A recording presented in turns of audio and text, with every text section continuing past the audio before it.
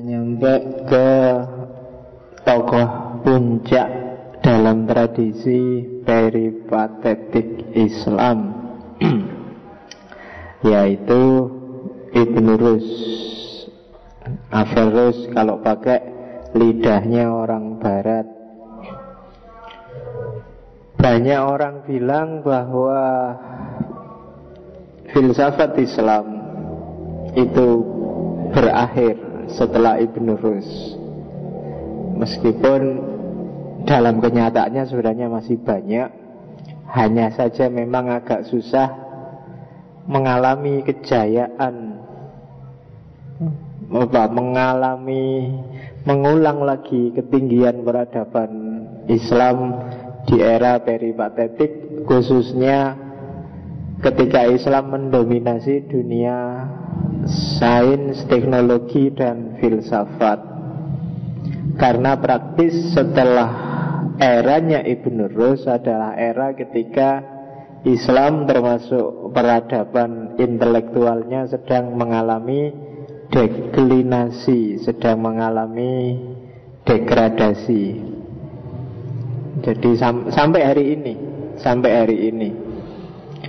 ini banyak tokoh-tokoh baru bermunculan, cuma kita tidak lagi sentral, kita ada di pinggir-pinggiran.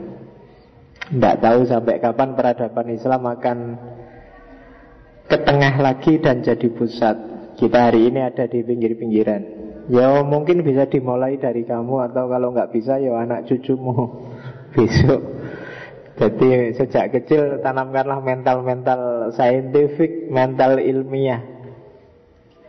Karena hari ini saya masih belum nemu itu di dunia Islam. Apakah itu di Arab Saudi, apakah itu di Mesir, apakah itu bahkan di Indonesia. Kalau semangat banyak, metodologi sudah mulai digagas 2-3 dekade yang lalu, cuma sampai hari ini masih belum mengambil alih peradaban. Kita masih berkiblat ke barat. Dan sebagai catatan dulu, ketika barat merebut peradaban dari Islam, itu yang dijadikan benchmark, yang dijadikan pijakan adalah Ibnu Rus ini. Dan ajaran Ibnu Rus ini nanti yang dikenal sebagai Averroisme, yang bikin gelisah luar biasa kelompok gereja karena menularkan virus rasionalitas ke dunia barat saat itu. Dari Averroisme inilah nanti lahir yang namanya Renaissance. Jadi kalau ada yang tanya apa sih jasanya Ibnu Rus, tidak terlalu unggul, tidak terlalu diingat oleh dunia Islam, tapi barat tidak akan bisa melupakan Ibnu Rus. Kalau orang hari ini mungkin mayoritas mungkin lebih suka model Ghazali, yang sederhana, simpel, tidak jelimet, orientasi ini masuk surga apa masuk neraka, selesai. Tapi kalau orang barat dulu yang di benchmark adalah Ibnu Rus. Jadi barat kemudian mengalami makeover dari tradisi yang sangat jumut oleh gereja jadi tradisi yang sangat cemerlang oleh rasionalitas.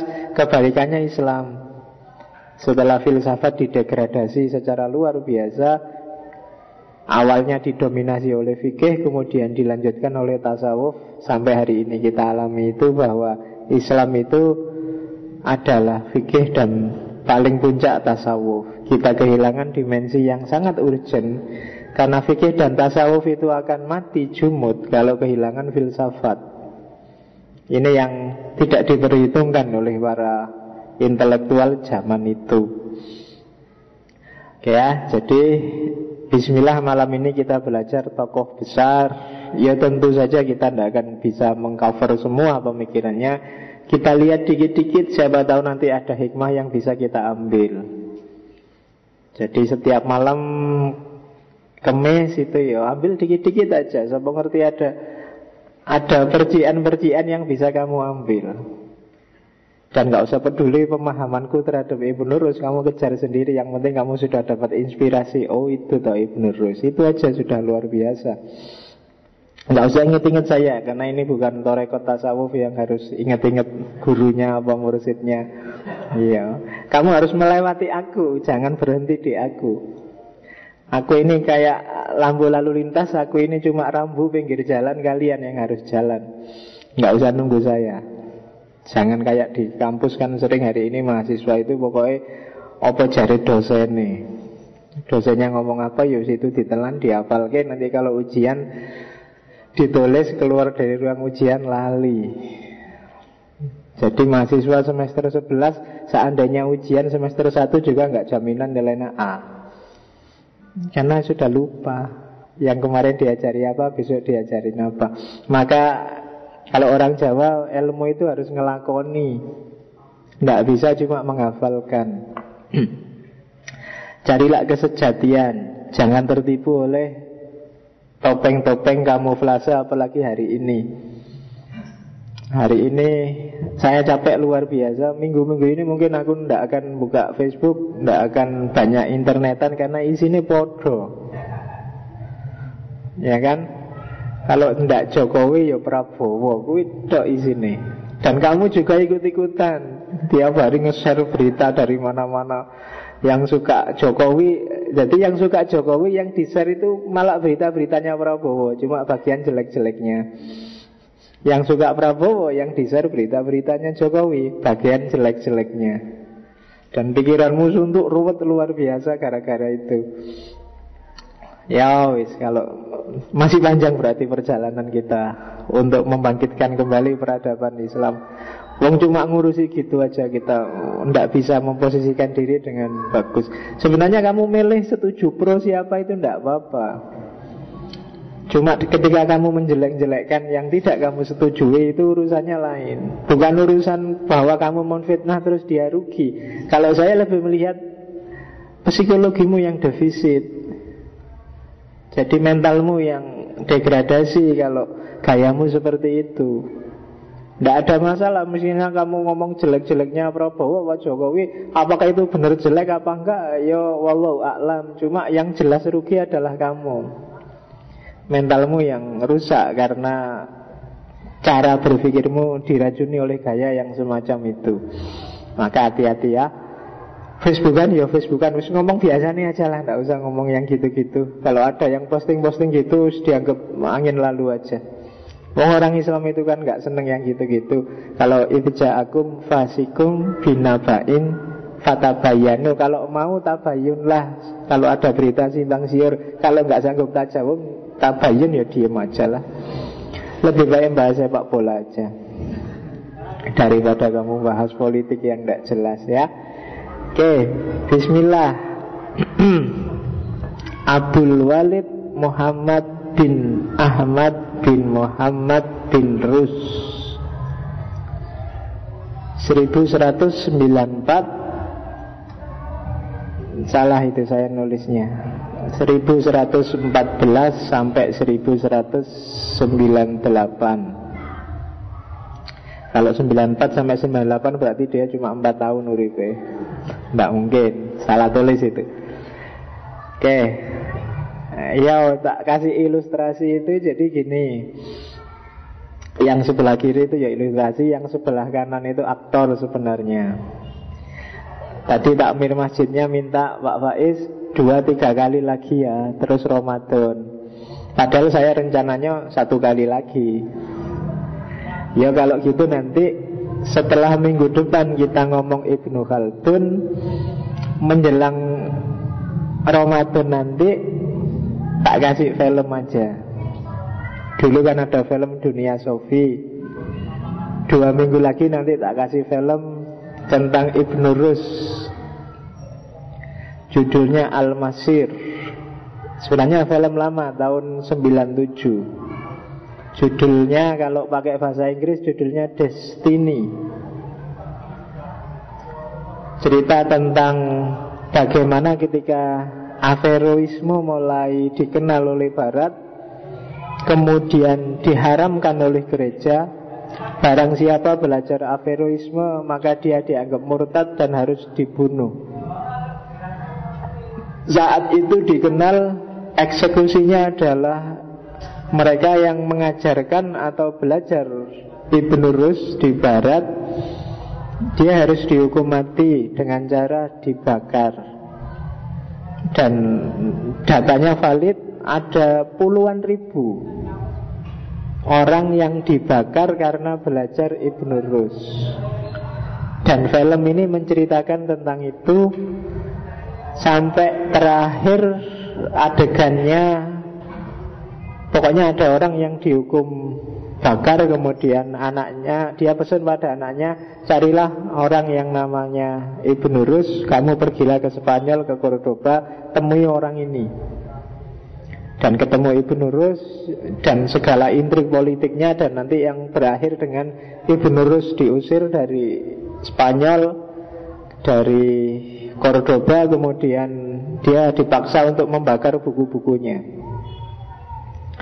Filmnya judulnya Destiny. Cuma saya masih agak berusaha keras untuk menerjemahkan subtitlenya, karena kalau kamu tak kasih Inggris kan mesti males.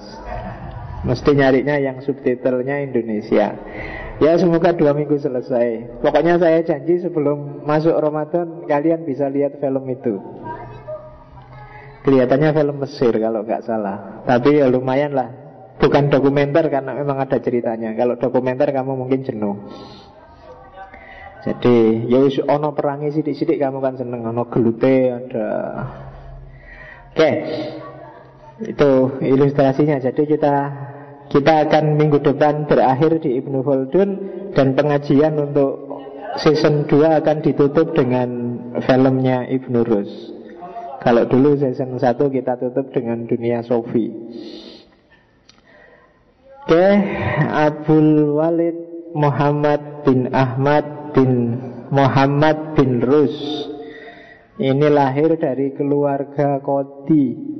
Kakeknya dan ayahnya itu Qadhi, itu ahli hukum, mahkamah konstitusinya lah zaman itu. Jadi cuma kalau kakeknya dan ayahnya itu ketua MK di era dinasti Al-Murabitun. Jadi dia yang fatwa. Kenapa bukan MUI?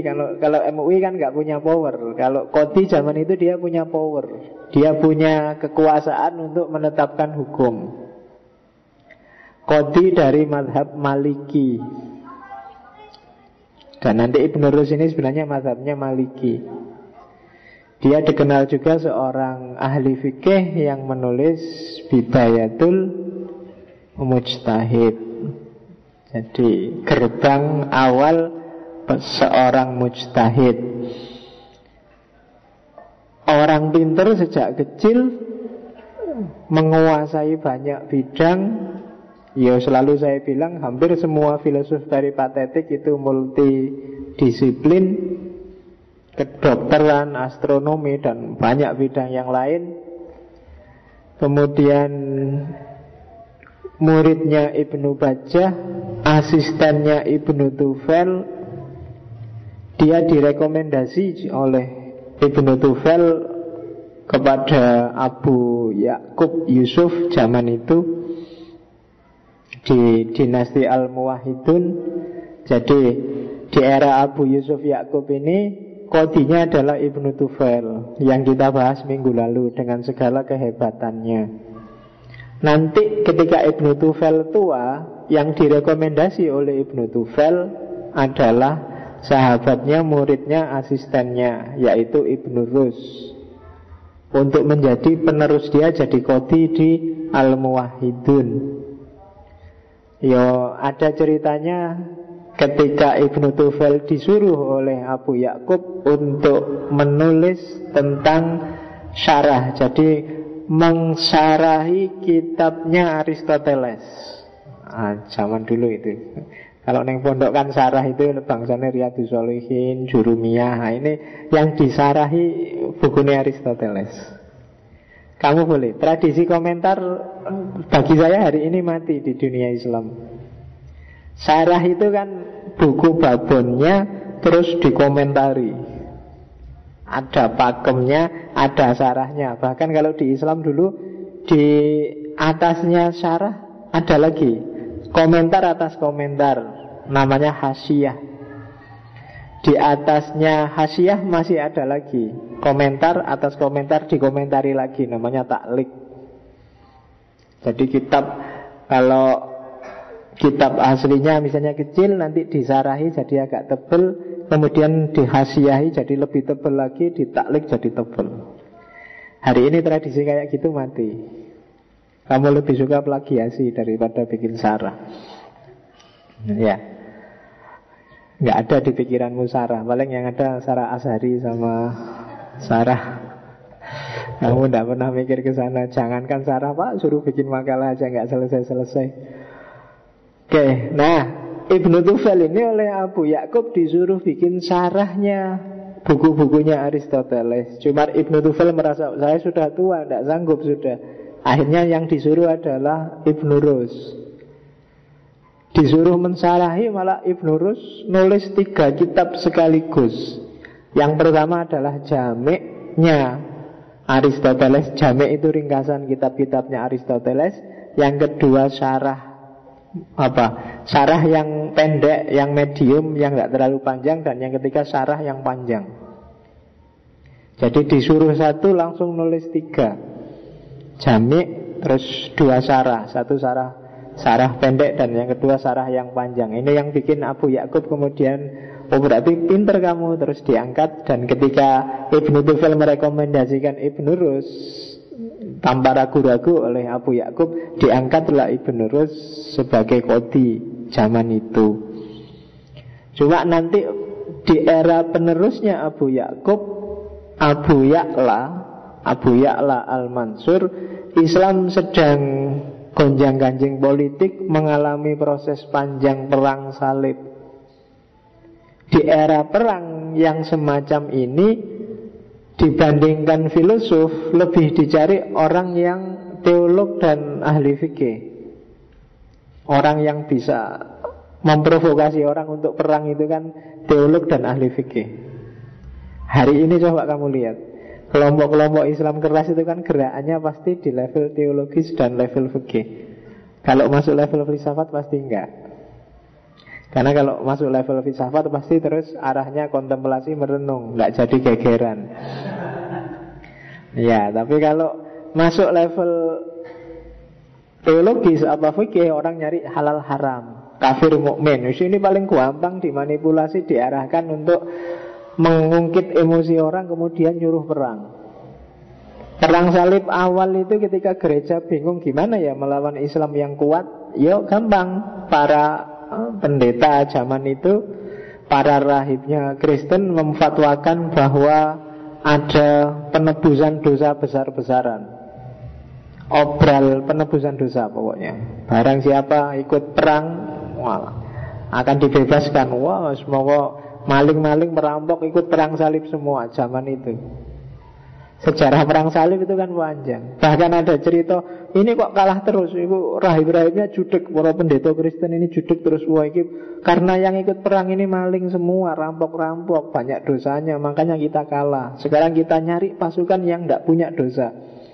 Akhirnya bikinlah armada, bikin pasukan yang isinya anak kecil-kecil. Yang tidak punya dosa kan anak kecil-kecil, ABG zaman dulu tapi. Karena ABG zaman sekarang sudah ngerti macam-macam.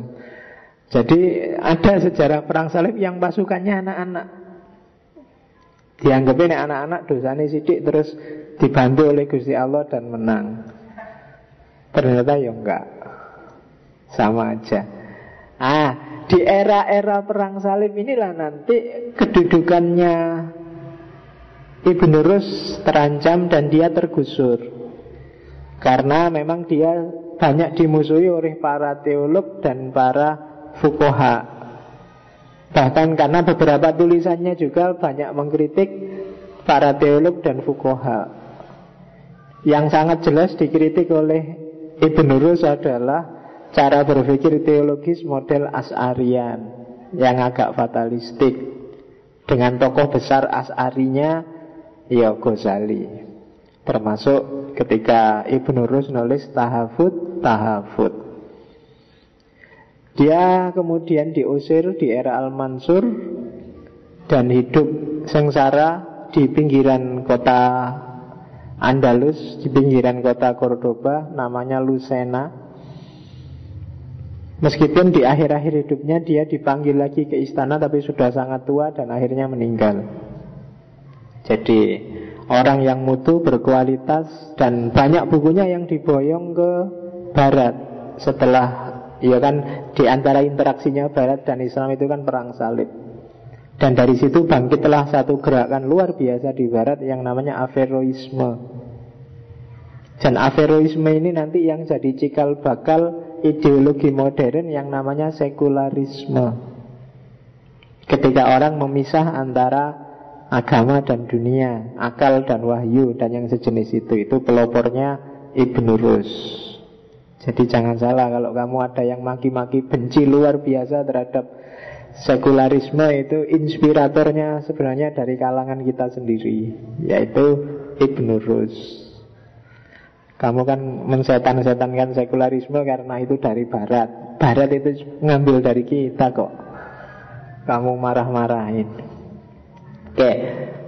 Meskipun fluktuatif, jadi di era-era awal dia sangat disukai, terus dikafirkan oleh gereja, belakangan diadopsi lagi dan lahirlah Renaissance. Itu nasibnya Averroisme.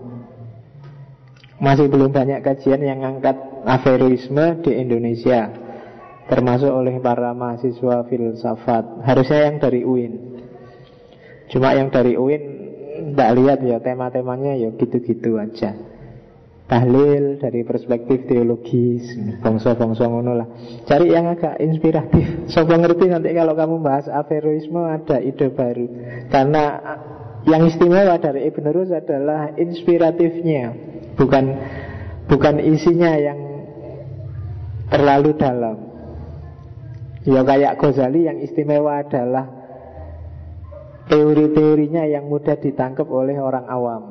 Tapi kalau Ibn Rus bagi saya inspiratif. Jadi orang yang baca melahirkan ide baru. Itu yang istimewa dari Ibn Rus. Oke, ada cerita. Sekarang kalau ada museum yang isinya manuskripnya Ibn Rus ada di Maroko, di Fez, karena makamnya ada di sana. Ada cerita yang belum lama saya baca di internet dari Pak Tosari Wijaya yang sempat jadi duta besar di sana. Jadi Gus Dur itu sebelum meninggal ke sana, ke museum yang ada di sana, kemudian baca manuskripnya Ibn Rus. Katanya Tosari Wijaya, baru saat itu saya lihat Gus Dur nangis. Jadi ketika baca manuskripnya Ibn Rus, pas ditanya oleh, kok bisa nangis Gus Dur? Ya kalau nggak ada orang-orang seperti Ibn Rus ini, mungkin aku nggak akan jadi kayak gini. Mungkin aku jadi Islamnya jadi Islam versi teroris itu. Jawabannya Gus Dur gitu. Jadi kalau kamu nanti ada kesempatan ke Maroko, mampirlah untuk baca manuskripnya Ibn Rus. Ya enggak apa-apa lah. Kamu kan mimpinya kan jangan cuma Singapura sama ya sekali-sekali kapan ya ke Maroko. Kalau naik haji kan wajib. Ya pastilah naik haji kalau besok sudah nggak dikorupsi lagi. Oke, karya-karyanya banyak, itu hanya tak sebut sebagian aja. Ya, yang paling terkenal Tahafut. Ada Jauharul Ajrom, ada Ittisalul Akal, Al-Mufarriq bil Insan, ada Masail fi Muhtalifil Aqsam Al-Mantiq, ada Syuruh itu jamaknya syarah, Syuruh Kasiroh ala Al-Farabi fil Masailil Mantiki Aristo. Syarah-syarah yang luas, yang banyak terhadap Al-Farabi dalam hal manteknya Aristoteles.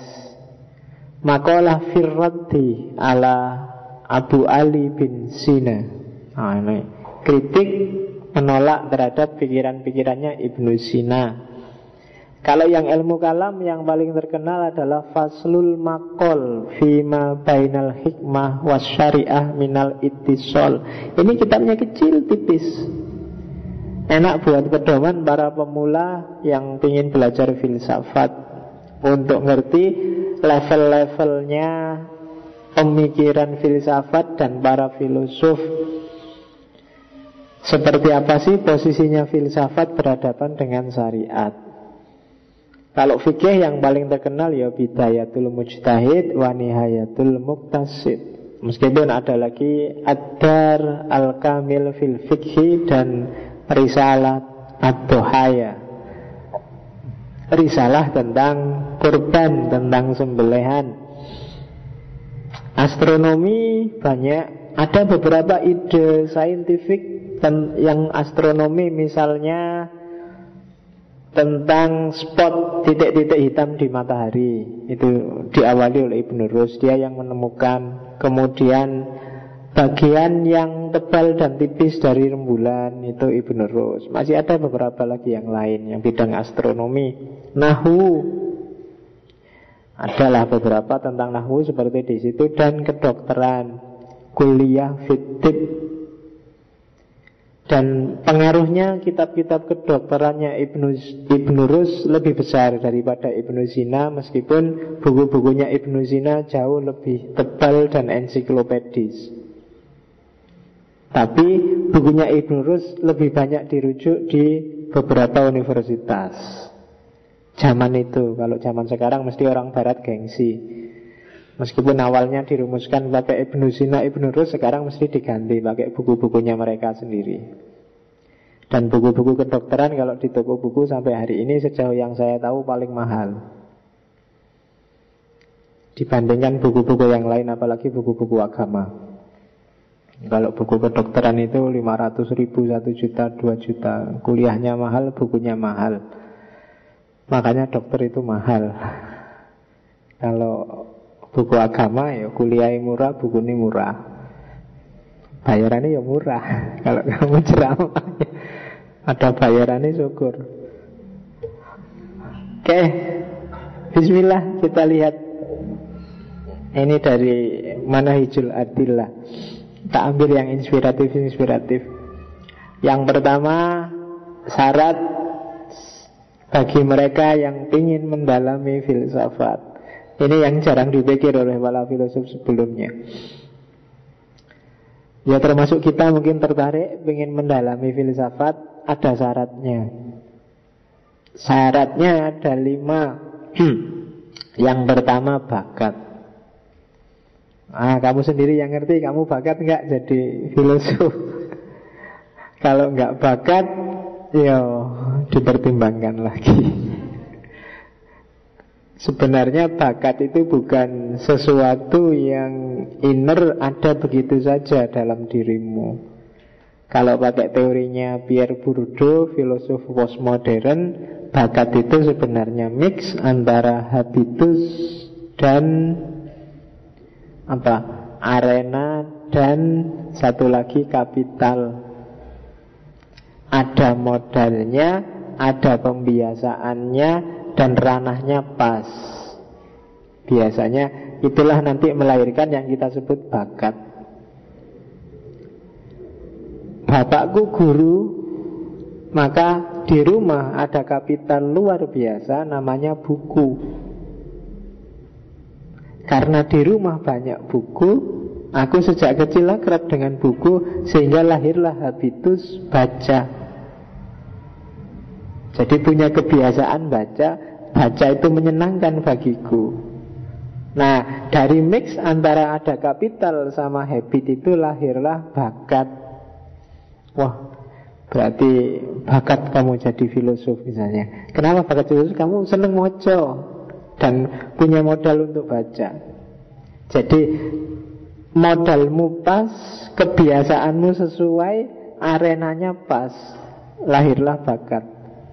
Jadi bukan kok tiba-tiba ada bakat nyanyi, itu pasti lahir karena mungkin ada lingkunganmu yang menyediakan modal sehingga kamu bisa nyanyi.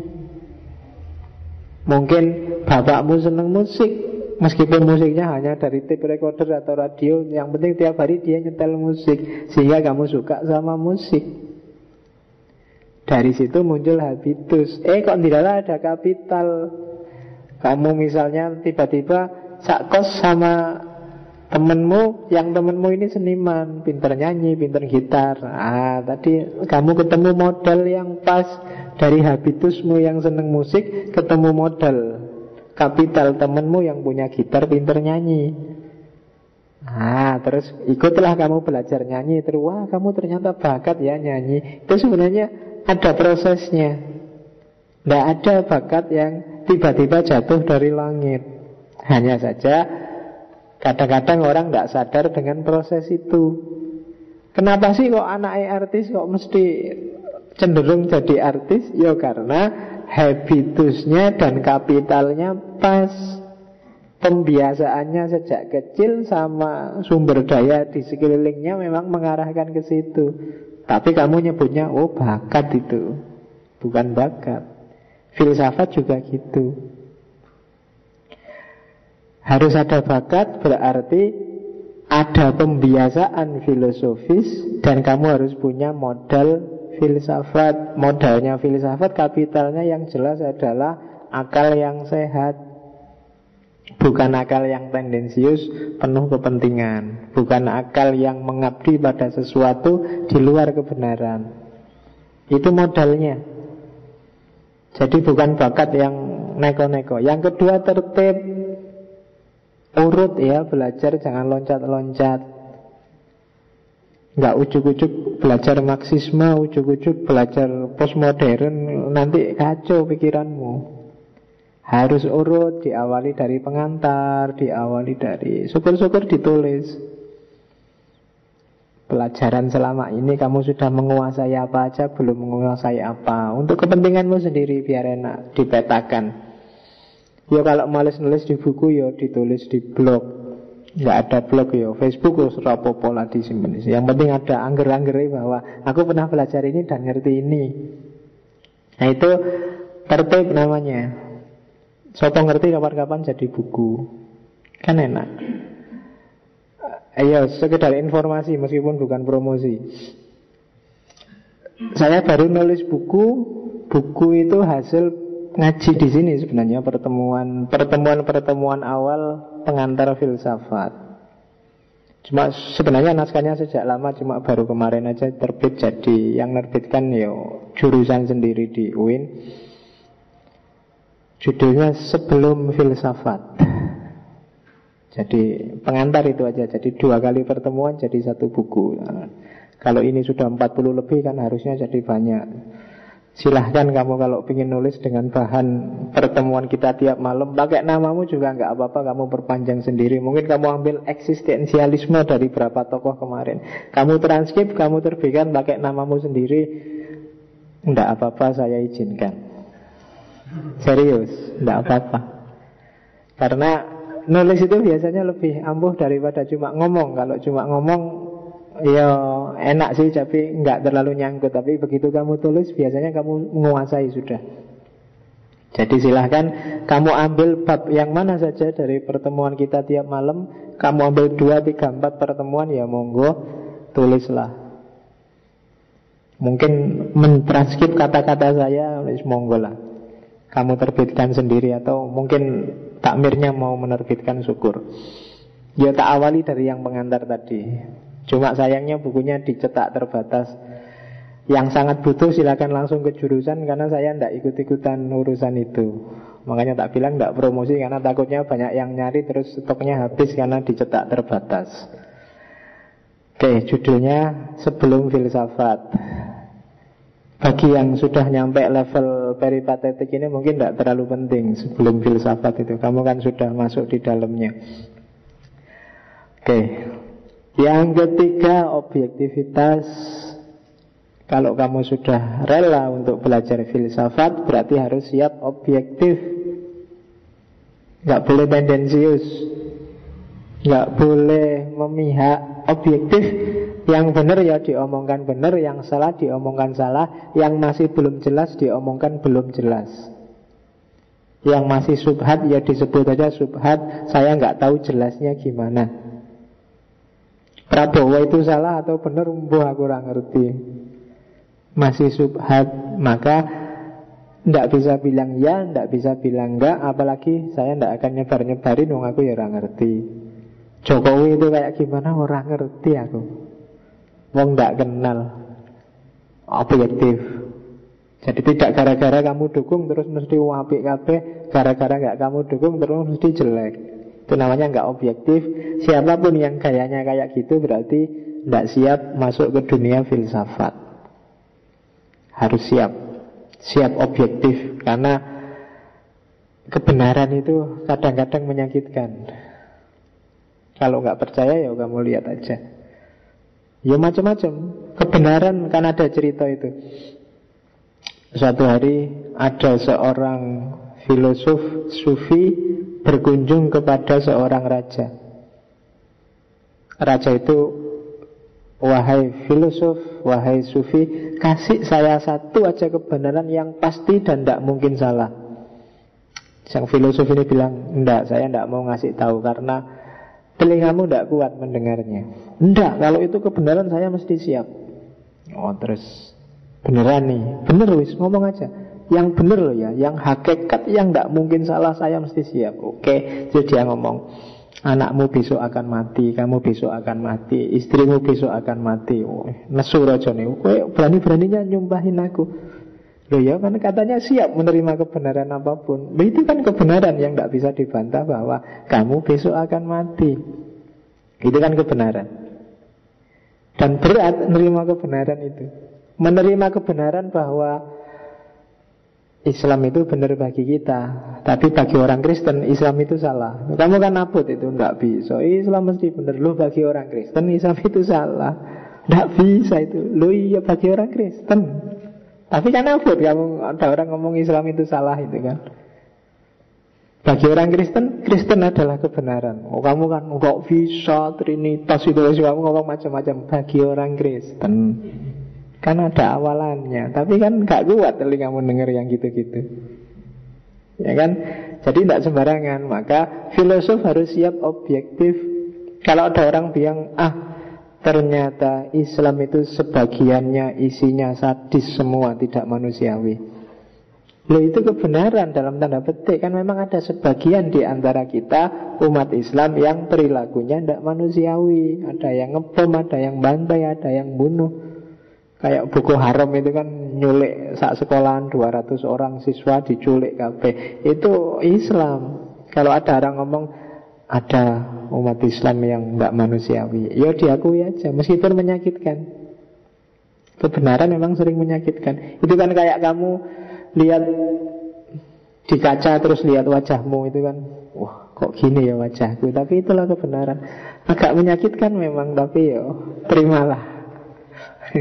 Apa adanya, memang aslinya ngono kuwi. Oke, meskipun jangan putus asa, karena kita Asy'ariyah. Kalau Asy'ari kan Allah bisa intervensi sewaktu-waktu. Nah, sopo ngerti ada mukjizat tiba-tiba kamu jadi. Oke, dilanjutkan. Yang keempat adalah keteguhan pendapat, tidak mencela-mencela, tidak munafik. Kalau sudah yakin benar, tidak gara-gara ada tawaran jabatan, tawaran uang terus berubah. Tidak. Kalau memang itu yang benar, ya itu teguh pendapat. Itu cirinya filosof. Kalau dia sudah ketemu kebenaran, nggak bisa dinegosiasi sudah. Pokoknya itu. Ya Sokrates, Isa dan kawan-kawan itu kan orang-orang yang kebenarannya sudah nggak bisa dinego. Kalau sudah itu ya itu, nggak bisa ditawar. Mbok dihaluskan dikit nggak bisa ditawar. Itu teguh pendapatnya. Dan yang kelima, akhlak.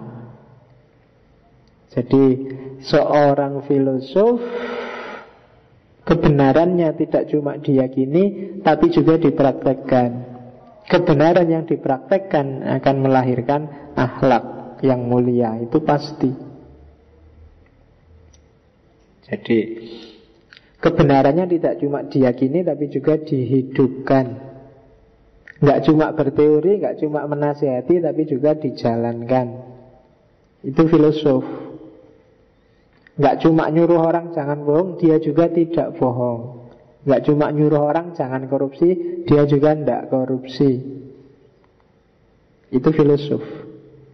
Kalau ada yang ucapannya sama perbuatannya beda, dia bukan filosof, meskipun mungkin ngerti banyak teori filsafat. Kalau filosof itu dia punya modal, punya bakat, belajarnya tertib, objektif, teguh pendirian, dan akhlaknya mulia. Oh, itu kan luar biasa. Jadi bercita-citalah jadi filosof yang punya karakter semacam ini. Enggak semua orang bisa dan sanggup. Mungkin bilang ya, tapi dilaksanakannya berat. Itu syarat orang mendalami filsafat. Jadi suluknya filsafat.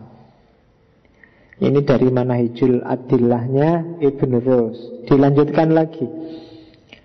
Ada lagi menurut saya yang penting dari Ibn Rus adalah yang ini nanti menginspirasi nalar saintifik barat. Jadi yang namanya perilaku ilmiah, scientific personality.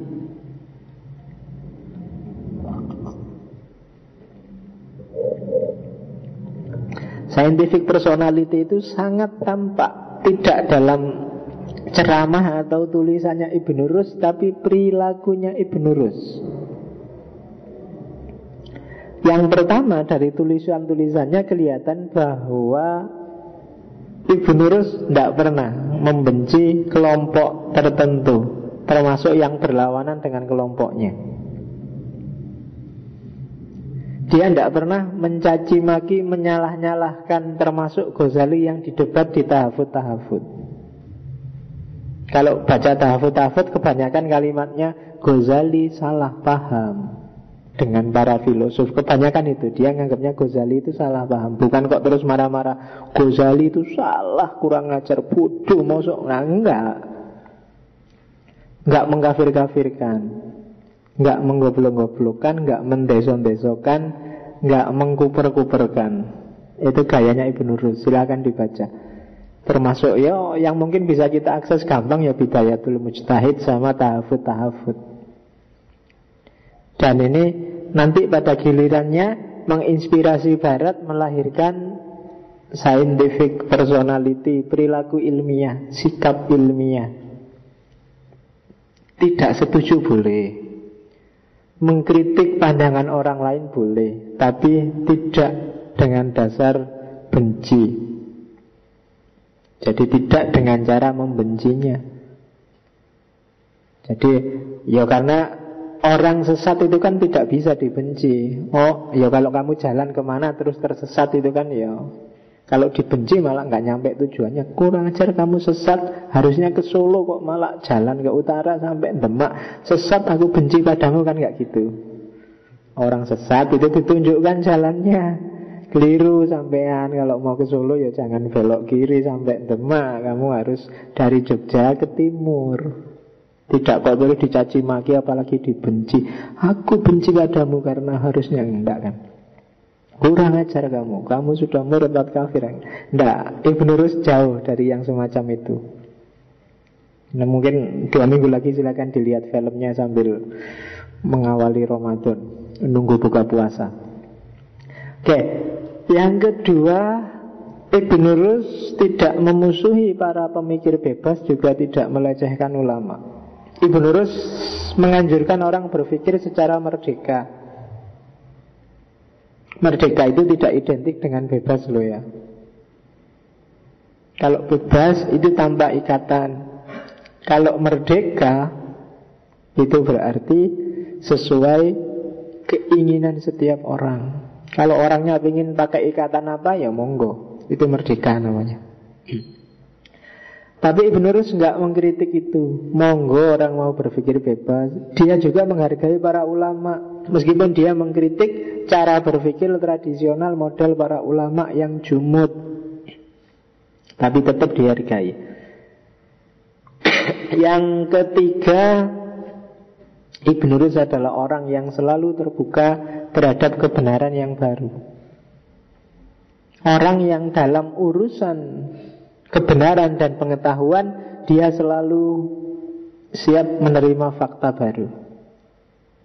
Jadi cara berpikir yang tidak ideologis. Ini nanti yang disebut cara berpikir scientific. Hari ini aku yakin ini paling benar, tapi besok kalau ada fakta baru yang menunjukkan bahwa yang tak yakini hari ini salah, aku akan mengakui salahnya hari ini dan ku ambil baru yang lebih benar. Itu perilaku ilmiah dan dipelopori oleh Ibn Rus. Kalau kita kan biasanya cara berpikirnya ideologis. Ideologis itu pokoknya kalau sudah ini ya ini sudah. Ada fakta kayak gimana pun kita telan dengan saringan ideologi yang sudah kita yakini. Dan itu yang dikritik oleh Ibn Rus. Kita kan selalu begitu. Kalau sudah Muhammadiyah ya pokoknya saringannya namanya Muhammadiyah. Kalau sudah NU saringannya namanya NU.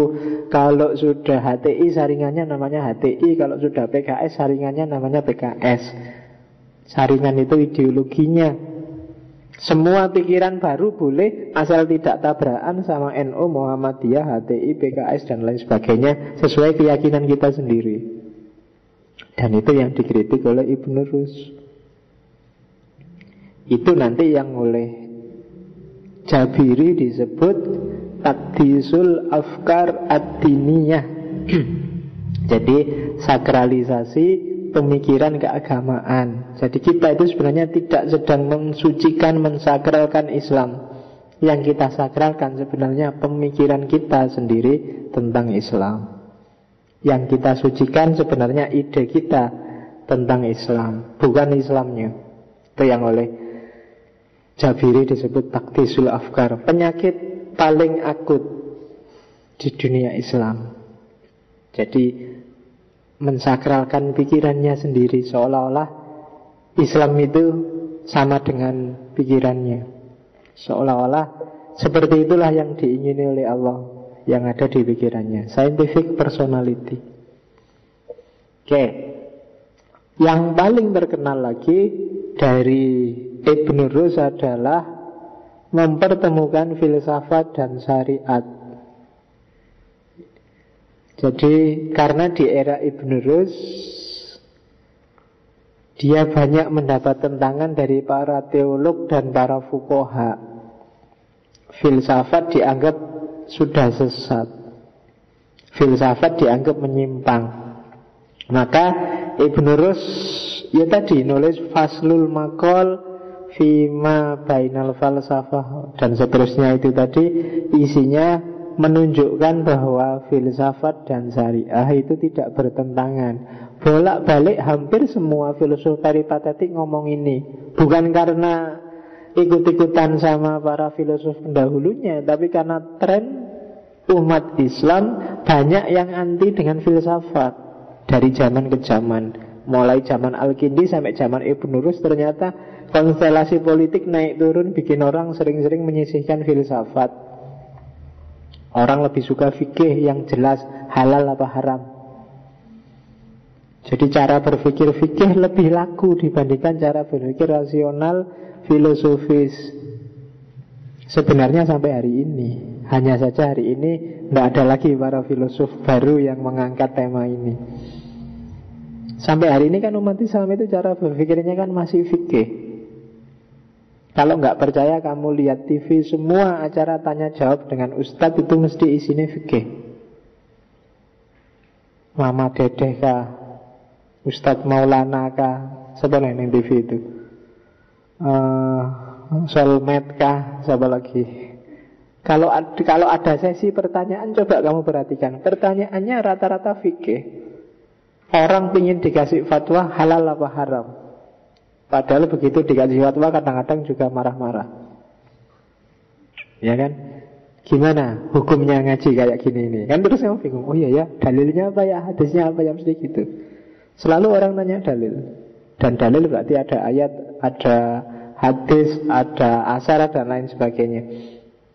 Cara berpikir fikih. Fikih pun reduktif. Jadi hanya pada judgement hukumnya, bukan logika hukumnya. Makanya nanti Ibn Rus nulis tentang Bidayatul Mujtahid untuk melatih orang bahwa fikih itu tidak cuma urusan klaim halal haram, tapi ada logika hukumnya. Syafi'i ngomong gini karena ini, Dia cara istinbat hukumnya gini, Malik ngomong gini dengan cara istinbat gini. Itu mengajari masyarakat untuk rasional. Makanya harus kalau kita ngaku muslim ya belajar dikit-dikit cara berpikir syariat, cuma bukan pada fikih tapi pada usul fikihnya, logika hukumnya.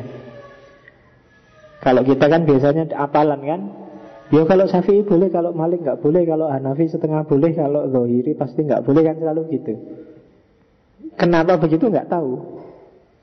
Nah, bahkan sampai pintu ijtihad itu ditutup, nggak mungkin bisa dibuka. Sudah top pikirannya para ulama, kita tinggal melanjutkan aja. Itu antara lain juga yang dikritik oleh Ibnu Rus. Kita perlu peradaban rasional sebagai imbangan bagi peradaban syariah. Dan jangan takut karena ada wahdatul hakikoh, kesatuan kebenaran. Kebenaran itu satu, utuh. Dilewati dari jalan manapun ketemunya akan sama. Orang ke Solo bisa lewat Jogja, bisa lewat mana? Wonosari, Gunung Kidul, bisa lewat Surabaya, bisa lewat mana lagi, pokoknya dari barat. Tujuannya sama, jalurnya aja yang beda. Ada wahdatul hakikoh. Jadi filsafat dan syariat itu arahnya sama.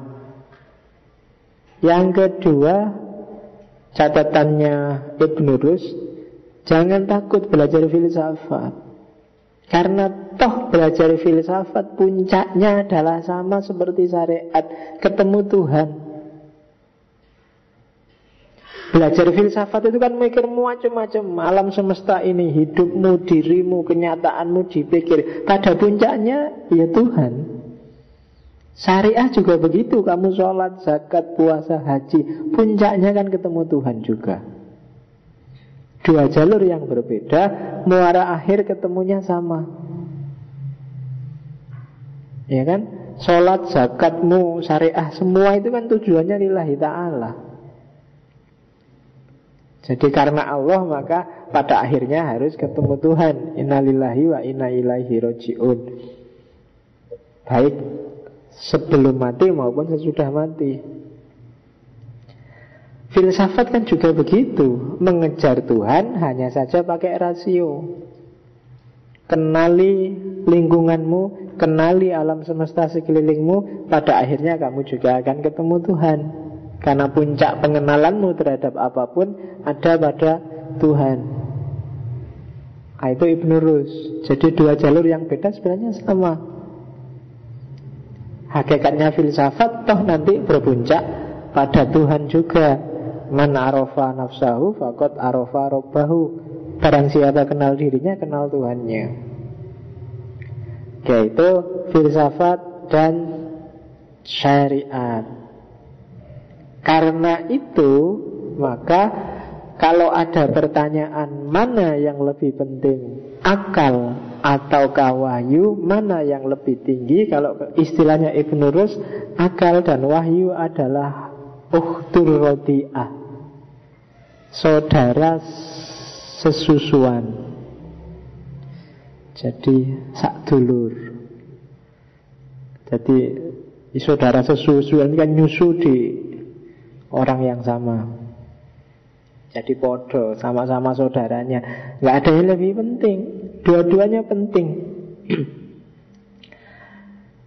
Akal butuh wahyu. Kenapa akal butuh wahyu? Ya karena dunia dan segala seisinya ini banyak hal yang tidak terjangkau oleh akal. Hal-hal metafisika, hal-hal yang sifatnya perintah, hal-hal yang sifatnya anjuran, itu akal sering tidak berdaya. Maka akal butuh wahyu. Wahyu juga pasti butuh akal. Karena tanpa akal wahyu tidak bisa dipahami. Kalau akalmu mati, dikasih Quran sebagus apapun di depanmu juga tidak bunyi. Orang yang tidak waras itu mbok kamu kisah, ini loh Quran dibuka, tidak akan bunyi.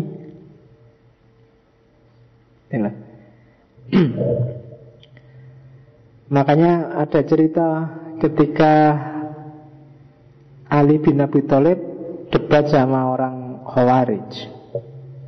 Jadi orang Khawarij ini kan ngeyel bahwa hukum itu harus Allah, harus pakai kitab suci, harus sesuai dengan bunyinya nas. Terus Ali bin Abi Thalib bilang, ini loh yang kamu anggap kitab suci itu, dipegang teks. Ini mati, ini diam. Yang membunyikan siapa? Kita. Jadi dia barang mati. Dia operatif, fungsional kalau manusianya punya akal, bisa menangkap pesannya.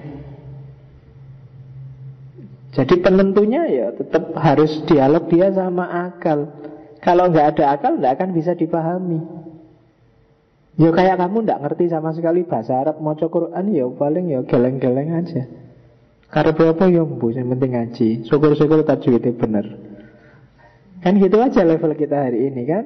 Kenapa? Karena kita nggak paham, nggak nyampe, logika bahasanya juga masih belum nyambung. Jadi sudah kok saya pegang Quran, cuma nggak paham. Sama aja, untuk paham orang butuh akal. Maka pertanyaan mana yang lebih tinggi dan mana yang lebih penting, akal atau wahyu, itu tidak relevan ditanyakan. Dua-duanya penting.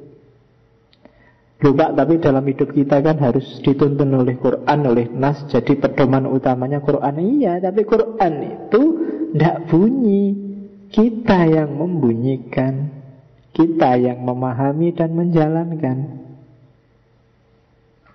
Harus kerjasama dua-duanya. Orang yang akalnya nggak waras ya tidak akan bisa membunyikan Quran. Bahkan orang yang punya kepentingan tertentu, punya misi terselubung, baca Quran juga sesuai misinya. Zaman saya kecil dulu SD, zaman Soeharto, si mbahku itu P3. Waktu ikut kampanye P3, jurukamnya kiai-kiai itu pakai dalil kul huwallahu ahad. Tangannya sih P3 kan nomor 1 dulu. Jadi tangannya 1 terus bilang kul huwallahu ahad siji. Jadi coblosnya nomor 1 di Quran ada ahad. Jadi Allah itu ahad dan ahad itu P3. Jadi Allah berarti meridhoi P3. Zaman itu dulu, tahun 82-an. Jadi lo itu yang ngotak-atik jadi kayak gitu kan ya akalnya. Jadi lahir jutaan tafsir juga akalnya. Kalau Golkar dulu pakai hadis. Golkar kan selalu nomor 2. Jadi pakai hadisnya bahwa Golkar adalah dekat sama Nabi karena Nabi bilang ana wa kafilul yatim hakadha fil jannah. Saya dan orang yang menyantuni anak yatim itu kayak gini nanti di surga. Dekat tuh kayak gini kan 2. Golkar kan 2. Jadi Golkar adalah yang lebih dekat dengan Nabi zaman itu. Oke. Nah itu kan main-main sesuai kepentingannya. Kayak kamu waktu belum punya pacar, kamu tiap hari dalil pacaran itu haram. Al-Quran bilang wala taqrabuz zina gitu. Begitu dapat pacar dalilnya ganti. Pacaran itu dianjurkan oleh Quran. Wa ja'alnakum syu'uba wa qabaila lita'arufu. Jadi kita harus saling ta'aruf. Itu kan sakarepmu dhewe, mbok atur sesuai kepentinganmu. Jadi yang pakai dalil wala taqrabu zina karena dia belum punya pacar. Kalau sudah punya pacar dalilnya ganti. Oke, maka dua-duanya penting dan signifikan.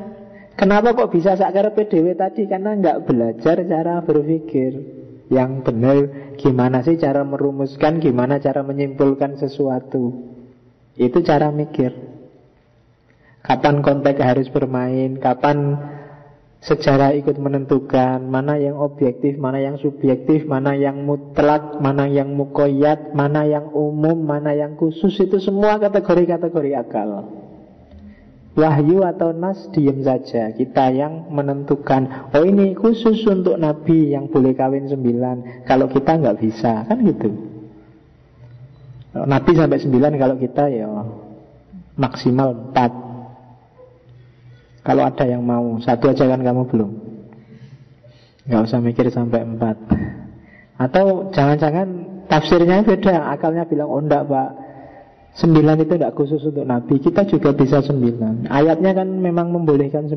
Masna, wasulasa, waruba. Kan itu pakai wa bukan au. Kalau au atau. Kalau wa itu kan dan. Masna itu 2, wasulasa dan 3, waruba dan 4. Jadi 9 pas. Jadi maksimal kita bisa nikah 9. Atau dengan tafsir, oh enggak, itu tidak ngomong maksimal berapa Pak. Itu maksudnya orang laki-laki boleh kawin banyak, titik.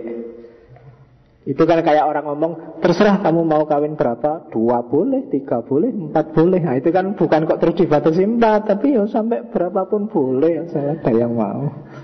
Nah itulah karepmu ngono.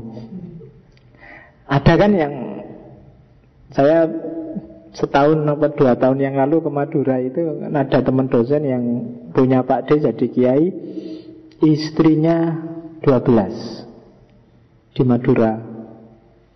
Nah, kan enak, rumahnya besar kayak pondok tapi isinya ya istrinya dan anak-anaknya. Ya, nama anaknya sendiri mungkin saya pas di sana lupa, paling manggilnya paling cangcong gitu, cong. Lali deh namanya. Saking oke bujune rolas. Oke. Akal dan wahyu itu nanti bentuk praksisnya dalam praktiknya kan hasilnya 2. Yang akal nanti menjelma jadi hikmah, filsafat, dan yang wahyu kan menjelmanya jadi syariah. Dua-duanya harus dialog. Maka orang Islam butuh filsafat selain syariah. Jadi dua-duanya kita butuh. Kalau hikmahnya mati, ya syariahnya akan kehilangan nilai. Karena nilai itu kan ketemunya lewat falsafah. Kenapa kita harus sholat? Apa makna dibalik sholat? Kandungan operatif apa dibalik sholat dan seterusnya. Itu kan akal yang bunyi. Hikmah saja, falsafah saja tanpa syariah juga kehilangan orientasi, kehilangan sasaran tembak, kehilangan modus. Maka hikmah perlu ketemu dengan filsafat. Yaitu akal dan wahyu versi Ibn Rus. Selanjutnya suluknya para filosof. Kalau menurut Ibn Rus, setiap orang itu ya punya suluk. Suluk itu jalan menuju Allah sendiri-sendiri. Ada versi ahli fikih, ada versi ahli sufi, ada versi ahli filsafat. Mungkin juga ada versi awam seperti Ghazali kemarin. Jadi kita punya cara sendiri untuk mendekati Allah. Ya kalau para sufi pakai riyadhah, kalau para fuqaha pakai fikih, pakai ibadah. Kalau para filosof suluknya pakai filsafat. Jadi mengejar pengetahuan tentang wujud, tentang Tuhan. Karena wujud puncak, wujud paling sempurna itu kan Tuhan. Jadi cara kita untuk mendekat ke Allah itu lewat jalur pengetahuan. Kalau bahasanya Ghazali lewat jalur makrifat, tidak lewat jalur riyadhah, tidak lewat jalur sholat malam wiritan, tapi lewat jalur makrifat, pakai muhasabah, pakai tafakkur, pakai mengingat Allah, pakai berpikir tentang ciptaan dan lain sebagainya, yang sejenis itu. Jadi tugas kita hidup ini kan untuk ketemu Allah dan kembali padanya. Silahkan diidentifikasi sendiri-sendiri. Suluk yang bisa kamu lakukan apa? Pakai jalur makrifat, pakai mikir, boleh. Pakai ibadah kayak para ahli fikih, boleh. Pakai riyadhah kayak para sufi, boleh. Silahkan dipilih salah satu. Kok tidak ada yang ringan Pak? Ya tidak ada. Karena ketemu Allah itu kan ya harus ada riyadhahnya. Orang Jawa bilang ada tirakatnya. Jadi tidak ada jalan seneng-senengnya, ya jalannya harus agak tirakat. Tidak ada ketemu Allah pakai jalur nonton TV, nonton sepak bola, nggak ada. Dari sepak bola saya bisa ketemu Allah, tidak ada. Dari Facebookan, internetan, tidak bisa ketemu Allah. Nggak jalurnya. Bahwa kamu bisa diingatkan tentang Allah bisa, cuma ketemunya masih belum. Kamu lihat orang, saya itu Pak, lihat orang pakai rok mini langsung ingat Allah Pak. Subhanallah, alhamdulillah, itu berarti kan lo ya ingat tapi kan tidak ketemu dia. Kamu cuma ingat aja dengan yang menciptakan itu, tapi kan tidak ketemu. Untuk bisa ketemu harus pakai suluk, jalan, pakai riyadhah, pakai ma'rifat, pakai fikih. Monggo yang kamu bisa apa? Mungkin kamu merasa saya kalau riyadhah kayak sufi itu tidak kuat Pak. Saya kalau ibadah kayak para fuqaha itu Pak, minimal Pak, saya agak berat. Mikir, ya mungkin mikir Pak agak gampang, cuma ya males Pak baca-baca. Ya pelan-pelan berarti kamu identifikasi dirimu mana yang lebih mudah untuk ketemu Allah. Lebih mudah ketemu wujud yang puncak, wujud yang sempurna. Semua agama sebenarnya arahnya nanti sama, ke situ semua. Hanya manifestasinya beda-beda, sesuai dengan gayanya masing-masing. Coba kamu tanya Hindu, Buddha, Kristen, semuanya kan pinginnya ketemu. Ada yang bilang masuk nirwana, ada yang bilang moksa, ada yang bilang sebenarnya ketemu dengan Tuhan. Kan intinya itu aja. Apakah ketemu hanya berhadapan atau ketemunya terus melebur jadi satu, itu beda-beda konsep. Tapi intinya sama. Kamu dituntut untuk berjalan menuju Dia. Harus ada suluk. Pengalaman puncak bisa beda-beda tafsir, tapi tidak ada yang beda tafsir bahwa setiap orang harus melakukan perjalanan, harus mengalami suluk. Kalau ternyata dengan filsafat kamu semakin jauh dari Allah. Minggu lalu, saya tidak tahu minggu kapan ada pertanyaan, kan banyak para filosof yang jadi ateis. Itu kalau Ibn Rus menjawabnya satu di antara tiga. Kenapa kok setelah belajar filsafat kamu semakin jauh dari Allah? Yang pertama adalah mungkin memang kamu tidak bakat belajar filsafat, sehingga filsafatmu mentah, setengah-setengah, atau bermain di pinggiran. Atau yang kedua, mungkin kamu tidak mampu mengendalikan diri, tidak ngerti batas, sehingga mikirnya sak karepmu, tidak melihat tata cara mikir yang benar, batas-batas logika mana yang bisa dan mana yang tidak. Itu bikin kamu nabrak macam-macam, sehingga jadilah filsafat semakin menjauhkan kamu dari Allah. Atau yang ketiga, mungkin kamu gak punya pembimbing. Jadi kalau bagi Ibn Rus gak cuma sufi yang butuh mursyid, filsafat juga kamu butuh mursyid. Meskipun mungkin gak pakai baiat ya gak apa-apa. Tapi kalau memang ada yang gak paham, tanyakan pada mereka yang kamu anggap ngerti. Jangan ditafsirkan sendiri. Apalagi yang hubungannya sama agama. Sholat, aku baca surat tidak paham-paham, baca Fatihah maksudnya apa sih? Ternyata tidak terlalu bermanfaat pakai bahasa Arab. Sholatnya mungkin kalau pakai bahasa Indonesia lebih manfaat ya, lebih bisa. Terus kamu sholat pakai bahasa Indonesia. Nah itu kan karena nggak ada mursyidnya, nggak ada petunjuknya. Sudah benar dia mau mikir, cuma tidak ada yang ngasih petunjuk. Terus kamu sebut dia sesat. Ya tidak apa-apa, wong dia memang sesat. Tapi jangan dimarah-marahin, jangan dipisu-pisui. Ayo diluruskan. Kan itu aja persoalannya. Jadi karena nggak ada mursyid, carilah orang yang ngerti di bidangnya. Atau kamu kuat, tapi kamu tidak bisa mengendalikan diri. Sak kuwarepmu dhewe mikir, sak-sake kamu menyimpulkan sesuai seleramu, sesuai moodmu, sesuai kepentinganmu, tanpa lihat batas. Kamu keliru gak cara menyimpulkan, kamu gak peduli, pokoknya mikir. Menurut saya Pak, ujian nyontek itu menjalankan perintah Allah Pak. Misalnya karena ketika saya nyontek, nilai saya bagus Pak. Ketika nilai saya bagus, berarti saya lulusnya cepat.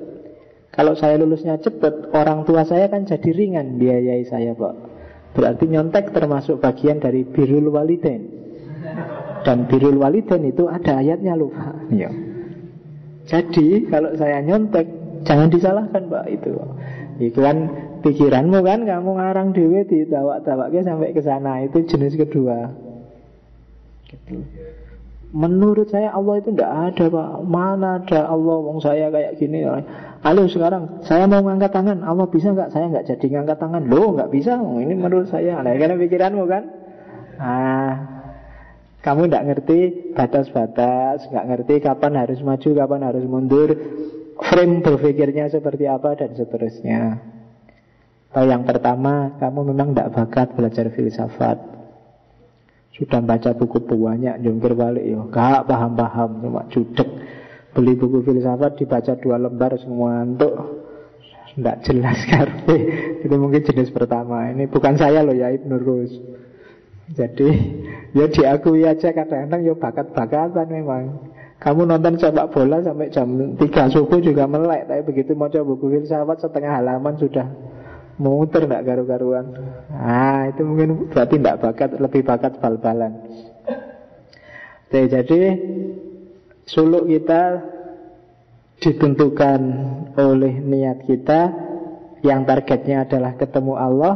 Tapi seandainya kok agak menjauh, loh aku belajar filsafat kok malah agamaku tidak karu-karuan ini, berarti satu di antara 3. Kan sering saya bilang, kadang-kadang orang tambah pinter itu agamanya tambah minimal. Semakin dia ngerti agama, semakin ya kayak sholat itu kan. Dulu waktu kamu belajar baru sedikit ilmunya tentang sholat, sholatnya kan masih luar biasa. Mungkin sekali sholat bisa 10 menit, 5 menit, karena kamu baca lengkap sholatnya utuh, doanya juga utuh. Tapi sekarang kamu semakin pinter, sholatnya semakin cepat. Wis ngalang-alai wis pokoknya balatan. Kadang-kadang saya makmum mahasiswa pernah itu, mau coba Fatihah baru bismillahirrahmanirrahim, alhamdulillahirabbil Allah, waduh cepet, seneng aku. Sholat bisa cepet itu, berarti dia sudah sangat pintar sholatnya, sudah makome sudah melampaui yang fisik itu sudah. Jadi jiwanya langsung nyambung sama Allah. Jadi bacaan jangan macam-macam itu tidak penting lagi. Tambah pintar berarti kamu. Oke. Kalau memang kenyataannya kayak gitu, ya coba dievaluasi lagi. Dulu waktu nggak terlalu pintar saya itu, Pak, ngaji rajin, Pak, tahajud rajin, Ramadan itu khatam 2-3 kali. Sekarang semester 6, semester 7 ini, Pak, khatam sekali Ramadan itu saya harus mati-matian, Pak. Masih sisa 5 juz. Sholat malam apalagi. Nonton bal-balan itu kok enteng ya, Pak. Nonton final jam 3 subuh ya melek. Tapi tahajud kok beratnya luar biasa. Itu agak introspeksi lagi. Jangan-jangan ilmumu semakin menghalangi kamu dari Allah. Agak cari mursyid lah yang bisa mempengaruhi jiwamu. Itu suluk. Oke. Nah, kenapa sih kok kelihatannya Ghazali itu melihat ada orang yang bakat, ada orang yang enggak, ada orang yang perlu belajar filsafat, ada yang enggak harus belajar? Karena bagi Ibnu Rus, manusia itu ada 3 jenis, ada 3 level. Ada kelompok khotobiyun, ada kelompok jadaliyun, ada kelompok burhaniyun. Kelompok khotobiyun tidak bisa dia pakai argumen filosofis. Ini orang awam, orang biasa, tidak bisa berpikir mendalam. Cara mentransfer pengetahuan, cara ngasih taunya pakai mau'idhah hasanah, tausiah, ceramah, pakai retorika. Dikasih tahu, diperintah, diinstruksikan, dilarang, itu retorika. Level khotobiyun, kadang-kadang pakai diiming-imingi, kadang harus diancam-ancam. Karena memang Ada level orang yang semacam ini, level awam. Kalau nggak diiming-imingi males. Barang siapa sholat berjamaah, pahalanya akan dilipatkan 27 derajat. Wah, 27 lumayan. Baru diiming-imingi itu kamu mau. Kalau nggak ada itunya kamu nggak mau. Coba ada dalil lain. Sholat jamaah di masjid yang 27 itu pahalanya sebenarnya sama saja dengan membaca Qul huwallahu ahad 5 kali. Nah, kamu mesti alah maca Qul huwai padha wae kan gitu. Kamu kan mesti gitu. Milih negosiasi pokoknya padha wae ternyata. Gitu aja. Nah, jadi harus diiming-imingi. Makanya banyak hati-hati kalau baca Quran, kadang-kadang ada ayat-ayat yang memang ditujukan untuk mereka yang di level khotobiyun. Dikasih iming-iming, dikasih ancaman, dikasih simbol-simbol yang bikin dia tertarik. Di sana ada bidadari-bidadari yang siap pakai, ready for use anytime. Wah, terus orang, wah semangat ini. Orang takut perang terus diiming-imingi, ayo perang, barang siapa syahid dalam perang langsung dijemput oleh 70 bidadari. Cakep-cakep. Wow, ayo perang kalau gitu lumayan. Di sini nggak laku-laku, di sana dijemput 70 misalnya kan. Lihat kan? Iming-imingnya gitu. Tapi kalau cuma silahkan, mari kita berjihad untuk memperoleh ridho Allah. Kamu mesti malas, ridho Allah susah. Tapi kalau diiming-imingi bidadari 70, wah kamu semangat mesti. Ya kan? Levelnya level khotobiyun, masih kalkulasi matematika kalau sama Allah. Maka kamu kalau dakwah juga lihat level masyarakatnya apa dulu. Ya kalau level ini ngaji filsafat, modelnya ya ndak khotobiyun. Tapi kalau di masyarakat ya harus levelnya khotobiyun. Pakai retorika. Jangan khutbah Jumat kamu ngomong menurut Ibnu Sina. Wah, jamaah ngantuk mesti.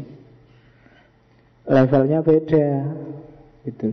Alam ini kodim apa tidak kodim?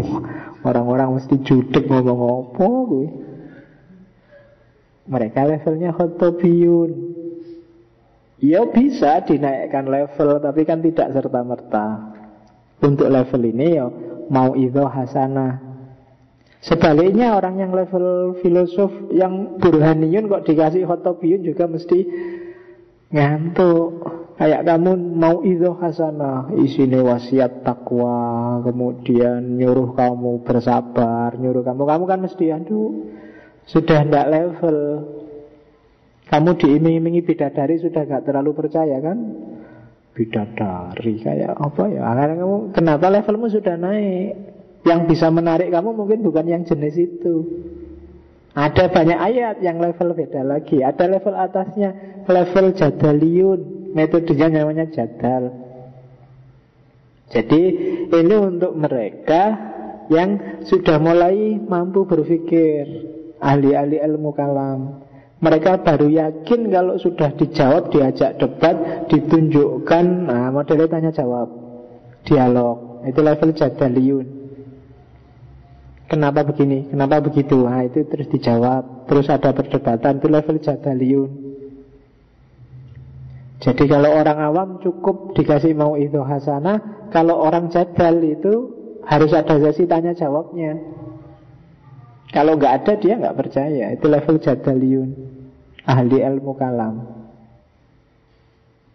Ada orang di level tinggi, level ketiga, yaitu level burhaniyun. Metode burhan, metode demonstratif.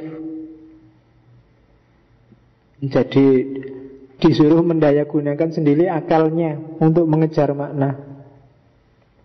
Kalau jadaliyun ya masih coba lihat dalilnya, coba lihat dasarnya, itu jadaliyun. Tapi kalau burhaniyun sudah, coba kamu pikir, coba kamu renungkan, coba kamu pikirkan, itu level burhaniyun.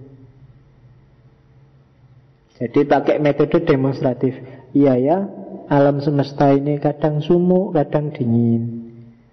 Sumuknya juga masih bisa ditanggung oleh manusia, dingin juga masih bisa ditanggung oleh manusia. Enggak terlalu sumuk sehingga orang tidak kuat, enggak terlalu dingin.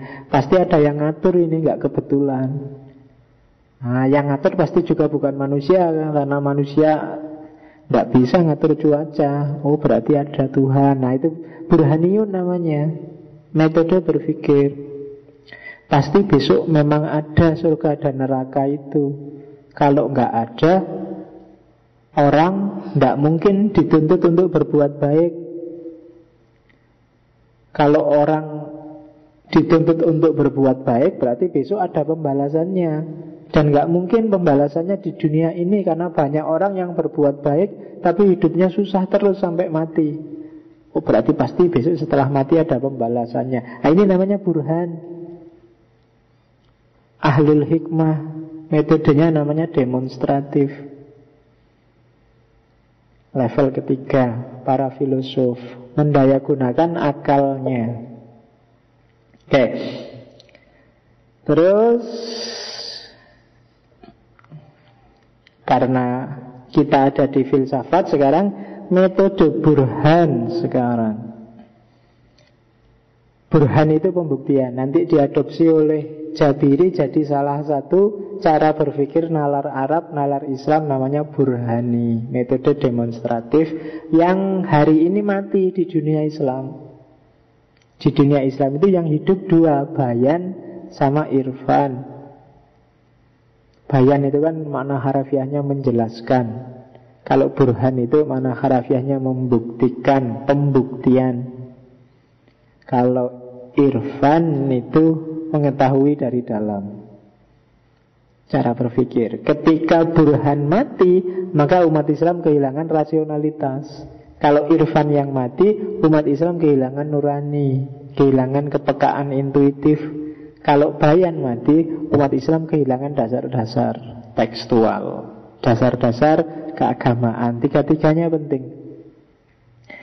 Nah, burhan itu pembuktian demonstratif. Kalau pakai logikanya Ibnu Rus, hasilnya burhan itu pasti tidak bertentangan dengan syariah.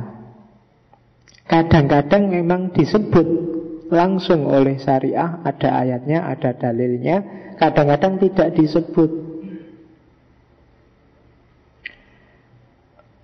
Tidak apa-apa, pasti sesuai. Kok ada yang rasanya tidak sesuai? Kok ini hasil pikiranku secara rasional gini? Kok tidak cocok ya sama teksnya? Katanya Ibnu Rus, ya coba dipahami lagi teksnya dengan jalan takwil.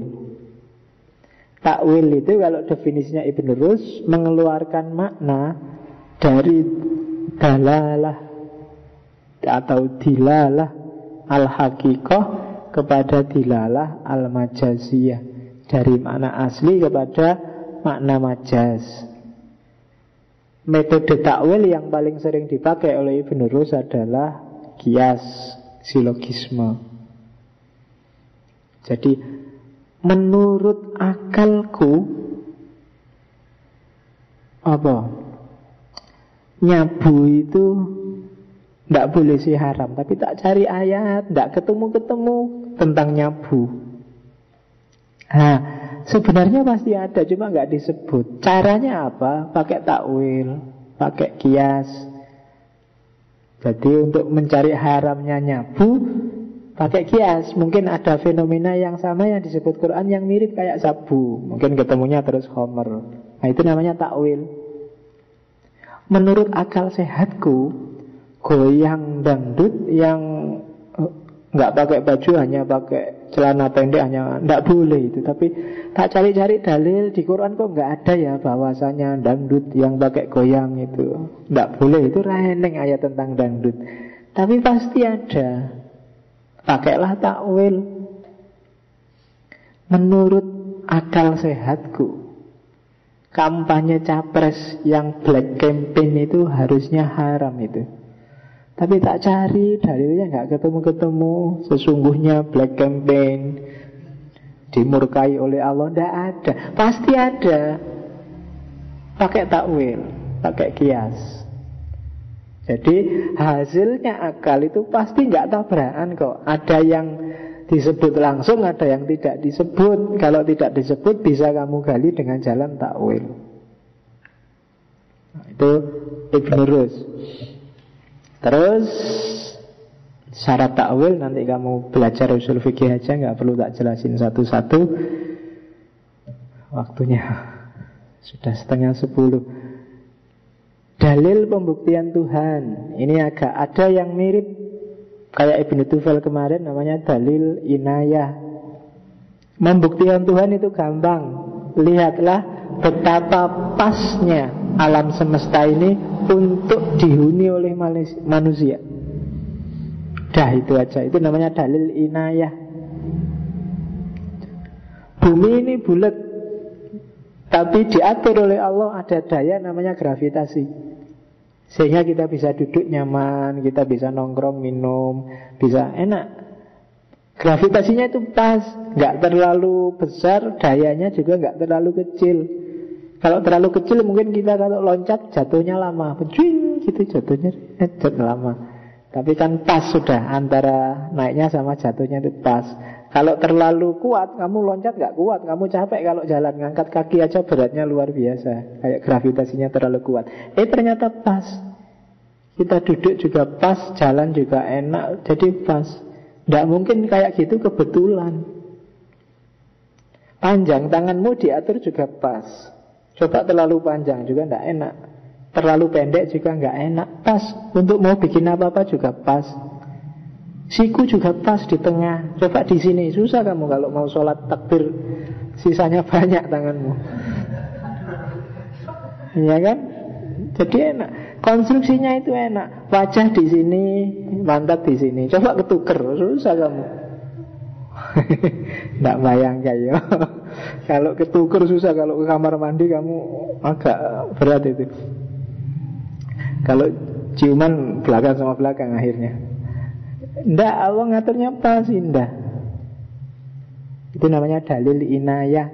Kok pas kabeh itu berarti nggak kebetulan. Kebetulan itu pasnya hanya 1-2. Ini mulai suhunya, situasinya, kondisinya pas. Berarti pasti ada yang ngatur. Yang ngatur ya Tuhan lah, siapa lagi.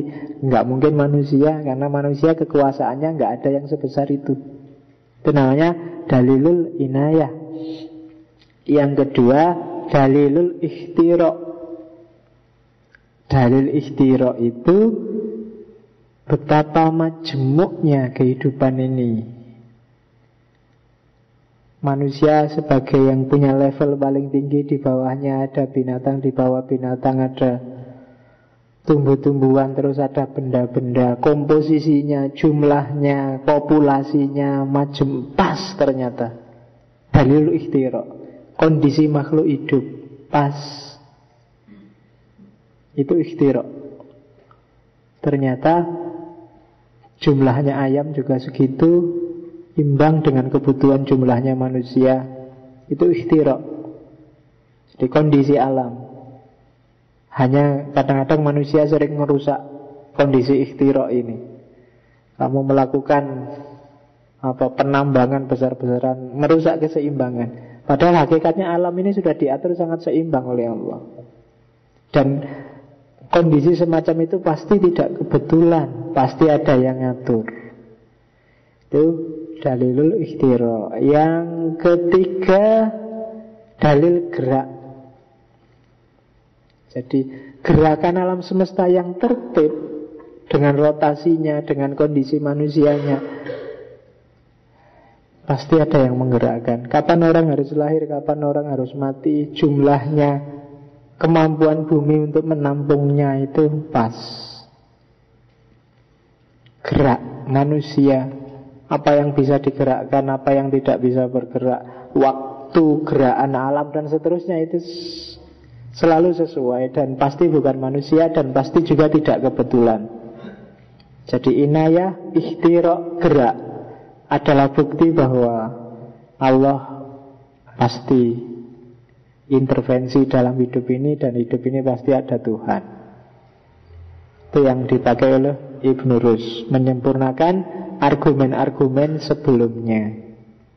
Oke, yang paling terkenal dari Ibnu Rus adalah debatnya dengan Ghazali. Jadi ada 3 hal yang dibantah oleh Ghazali dari para filosof, yang menurut Ghazali 3 hal inilah yang bikin para filosof kafir. Katanya Ibn Rus, Ghazali salah paham dengan para filosof. Tidak seperti itu yang dimaui oleh para filosof. Yang pertama, kodimnya alam. Menurut pembacaannya Ghazali, para filosof telah kafir karena bilang alam itu kodim.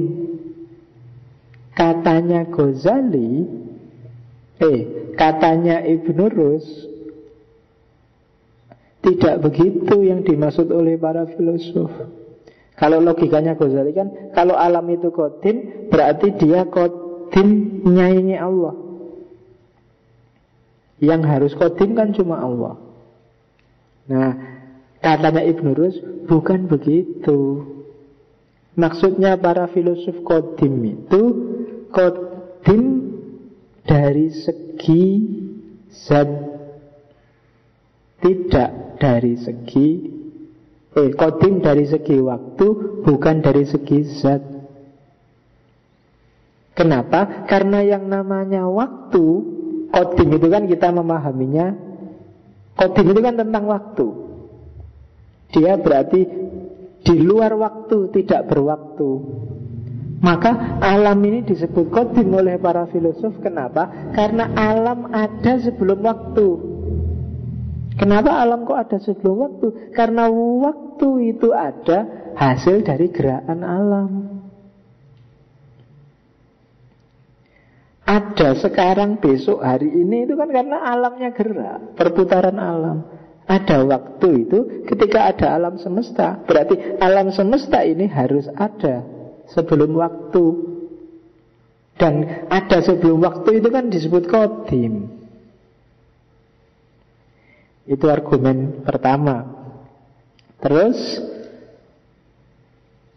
alam ini diciptakan dari sesuatu sebelumnya. Kan terus kalau bagi enggak bisa. Alam ini ya ada tanpa ada bahannya. Kalau bagi Ibn Rus, banyak isyarat dalam Quran yang Allah bilang sebelum ada alam ini sudah banyak sesuatu. Ya contohnya ars, mak, kan itu arsnya Allah. Itu kan berarti ada sesuatu namanya ars. Allah sudah menciptakan ars duluan. Bertahta di atas air, kan di atasnya air, di atasnya ars. Itu kan berarti banyak hal lain sebelum alam yang diciptakan oleh Allah. Dan alam semesta sangat mungkin dari bahan-bahan yang sudah ada sebelumnya itu yang kemudian diubah. Jadi menjadikan, jadi penciptaan tidak dari tidak ada sama sekali. Meskipun Ibn Rus mengkritik para filosof yang pakai emanasi, pelimpahan-pelimpahan. Tapi dia setuju bahwa adanya alam itu pasti ada bahannya dulu. Kenapa? Karena secara logika tidak mungkin sesuatu itu dari tidak ada menjadi ada. Tidak ada Adam, tidak ada ya tidak ada saja. Kalau ada ya ada. Nggak mungkin ada satu barang dia punya kualitas tidak ada sekaligus ada. Akal susah memahaminya. Gelas ini semula tidak ada, tapi sebenarnya dia sebelum jadi gelas mungkin jadi kaca, sebelum jadi kaca mungkin jadi pasir, sebelum jadi selalu ada. Hakikatnya sebelumnya memang sudah ada. Kalau tidak ada ya memang tidak ada. Jadi yang tidak ada ya tidak ada. Yang ada pasti ada. Nah, itu yang jadi di titik-titik ini ada selisih persepsi, bukan pertentangan. Yang menurut Ibn Rus, Ghazali salah paham. Jadi kalau tidak ada, ya makanya kan kayak orang ngomong barang hilang itu tidak ada. Ya dia pindah tempat atau ganti bentuk atau jadi nggak ada. Dompetku kok hilang? Katanya siapa? Kalau dompetmu hilang, dompetmu paling dibawa siapa, dipegang siapa, sekarang ada di mana? Hanya saja nggak kamu. Tapi dia nggak hilang, karena namanya awalnya sudah ada. Sebelumnya juga mungkin dia dalam bentuk kulit, dalam bentuk sudah ada. Yang sudah ada nggak mungkin nggak ada. Yang nggak ada nggak mungkin ada. Itu logika kayak ini judek kamu mikirnya. yang sudah ada mesti nggak ada ya kan? Kamu sebelum jadi manusia kayak gini kan paling dari tetes airnya kan dari setetes apa, mungkin dari sari makanan, dari makanan bulat itu ada, dari ada, nggak mungkin dari nggak ada jadi ada. Yang nggak ada pasti nggak ada, yang ada nggak mungkin terus jadi tidak ada. Dengan pakai logika ini terus para filosof bilang ya alam pasti ada bahannya, tidak kayak sulapan. Loh nanti jangan-jangan bahannya ini kodimnya Nyai Allah. Enggak, kodim dalam definisi apa dulu? Dari segi zat apa dari segi waktu? Nah itu yang pertama. Oke, itu tadi sudah. Ya nanti silakan dibaca. Kalau bagi Ibn Rus, wujud itu ada 3. Ada wujud yang adanya karena sesuatu yang lain, ada wujud yang adanya tidak butuh yang lain, ada wujud yang tengah-tengah, antara-antara. Dirinya sendiri tidak butuh, tapi ada pendorong yang bikin dia butuh. Nanti itu silahkan dibaca sendiri. Problem kedua adalah problem pengetahuan Tuhan. Jadi ada beberapa filosof peripatetik, Ibnu Sina, Farabi khususnya, katanya Ghazali, dianggap Ghazali kafir karena mereka berpendapat bahwa Tuhan itu hanya ngerti yang besar-besar. Pengetahuan Tuhan itu hanya kuliyat. Tuhan tidak ngerti tentang juz'iyat. Jadi ya misalnya Tuhan ngerti bahwa aku ngajar di sini malam ini mungkin urusan besar, tapi detail proses ngajinya penentunya aku. Tuhan ngerti bahwa mungkin kamu besok masuk surga, tapi prosedur masuk surganya urusanmu. Yang juz'iyat Tuhan gak ngurusi. Itu partikularitas dan universalitas. Tuhan ngerti yang besar-besar, hukum-hukum alam yang besar. Dan itu nanti hubungannya kan sama perbuatan manusia, bahwa manusia itu ya bebas ngurusi yang kecil-kecil. Tapi Tuhan ngerti hukum-hukum universal, bahwa kalau dia murtad kafir ya besok dia masuk neraka dan seterusnya. Nah, bagi Ghazali, klaim para filosof yang semacam ini mengindikasikan melecehkan Tuhan. Emangnya Tuhan gak ngerti sampai yang detail kecil-kecil? Kok berani bilang begitu? Nah terus dibilanglah oleh Ibn Rus, Ghazali sampean salah paham. Yang dimaksud para filosof itu tidak begitu. Yang dimaksud para filosof adalah pengetahuannya Tuhan tentang perincian itu tidak sama dengan pengetahuannya manusia tentang yang perincian. Jadi Tuhan tidak tahu tentang yang perincian versi perinciannya manusia. Contohnya gini loh, banyak hal kecil yang itu kalau Tuhan tahu itu malah mencederai kebesarannya Tuhan. Tak kasih contoh yang agak kasar. Misalnya manusia, kamu tahu nggak rasanya perutmu mules pagi-pagi? Tahu ya karena kamu pernah mules. Atau ada yang nggak tahu, nggak pernah mules sepanjang hidupnya. Rasa mules ini kan kamu ngerti kenapa? Kamu merasakan mules. Itu kan hal kecil namanya mules. Kamu ngerti tentang mules karena kamu pernah merasakan mules. Orang yang nggak pernah mules, kamu ceritain mules itu kayak gini, dia susah sekali membayangkan. Kayak gimana sih? Hanya diketahui oleh yang punya rasa. Nah, Tuhan tahu pengetahuan, dia ngerti tentang fenomena mules itu, tapi pengetahuannya Tuhan beda dengan pengetahuanmu. Levelnya, intensitasnya, keutuhannya nggak mungkin persis kayak kamu. Karena kalau persis kayak kamu, Tuhan harus mules duluan. Kan gitu. Kalau tanpa mules duluan, Tuhan nggak akan ngerti kayak kamu kan. Baru kalau dia mules, oh kayak gini rasa mules, berarti aku tahu tentang mules. Tapi kalau Tuhan mules itu kan nggak mungkin. Jadi pengetahuannya Tuhan beda dengan pengetahuan kita. Nah itu pembelaannya Ibn Rus pada para filosof. Jadi bukan itu maksudnya Farabi sama Ibnu Sina. Tuhan ngerti juga tentang partikularitas, tapi tidak seperti pemahamannya manusia tentang partikularitas. Karena pemahaman manusia itu dinamis, berubah-ubah, kontekstual. Sekarang A, besok berubah-ubah. Kalau Tuhan ngerti juga yang berubah-ubah kayak gini, ya berarti merendahkan derajatnya Tuhan. Nah, itu bantahannya Ibnu Rus. Yang ketiga, kebangkitan jasmani. Memang Ibnu Sina, Farabi bilang besok yang dibangkitkan itu rohaninya. Jasmaninya sudah rusak. Kalau dibuka kuburan kan jelas sudah rusak itu. Hancur jasmaninya. Katanya Ghazali, Quran sudah bilang bahwa kita dibangkitkan, ya berarti jasmani sama rohani. Besok jasmani itu akan, yang sudah rusak itu akan diutuhkan lagi. Nah, Ibnu Rus membela para filosof. Ghazali tidak begitu. Dia tetap setuju bahwa rohani yang dibangkitkan. Kenapa? Ya karena memang jasmaninya sudah rusak. Lo besok kan dikasih jasad baru. Tidak adil Allah kalau ngasih jasad baru. Dulu yang punya dosa jasad lama. Dulu yang melakukan kesalahan jasad yang lama. Kok sekarang dikasih jasad baru? Seandainya ada jasad baru yang dipentungi, yang dikeprui, berarti keliru harusnya. Terus itu. Dan katanya Ibnu Rus, pembalasan, penyiksaan, enak, ndak enak, sakit, sumpek, sedih, itu kan rohani, bukan jasmani. Bahwa di Quran terang-terangan Allah ngomong besok kepalanya dipukul pakai batu, pecah balik lagi. Lo kan memang ngomongnya di level khotobiyun, di level orang-orang yang kalau digambarkan secara abstrak nggak nyampe pikirannya mereka. Digambarkan sadis. Jadi terus neraka itu kan bayangannya kayak benjol, kayak pertukangan. Di situ ada gergaji, ada palu, ada linggis, ada itu kan bayanganmu kan gitu.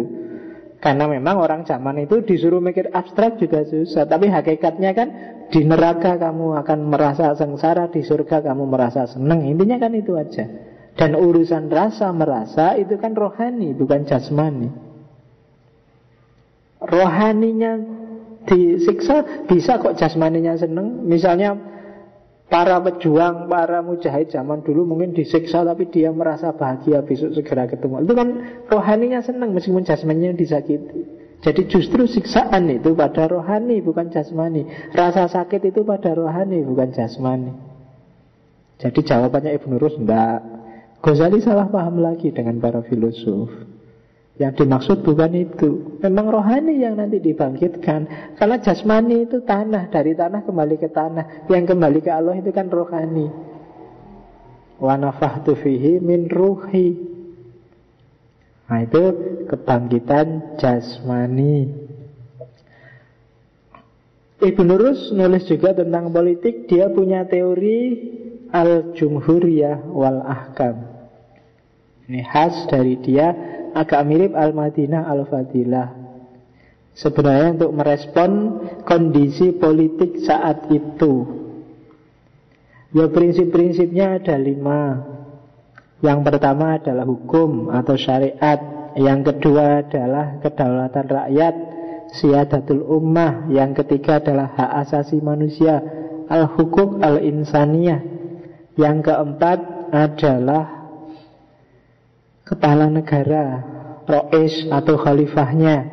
Kemudian yang kelima adalah hubungan kenegaraan, al-ahkam ad-daulah, hubungan internasionalnya. Satu negara kalau 5 ini beres, insya Allah negara itu maju. Jadi hukumnya tegak. Hukum kan bahasa Islamnya syariah. Kemudian kedaulatan rakyatnya terpenuhi, rakyatnya berdaulat. Kemudian hak asasi manusia dilindungi, dijamin. Yang keempat, kepala negaranya berkualitas. Dan yang kelima, hubungan dengan negara lain bagus. Maka jaminan negara itu makmur, tentram. Tujuan-tujuan kenegaraan bisa dicapai. Maka carilah presiden yang bisa mewujudkan 5 itu besok untuk pilpres. Gimana komitmen dia terhadap penegakan hukum? Indonesia ini pontang-panting luar biasa karena hukumnya nggak bisa tegak. maka selalu bikin hukum sampingan, hukum baru untuk menguatkan hukum yang lama. Itu menunjukkan bahwa pemerintahnya tidak kuat. Masih butuh KPK, masih butuh banyak institusi baru. Padahal sebenarnya sejak lama kan sudah orang tidak boleh korupsi dengan hukum yang lama. Tapi karena yang lama nggak bisa tegak, terus ditambah terus hukum-hukum yang baru. Kedaulatan rakyat,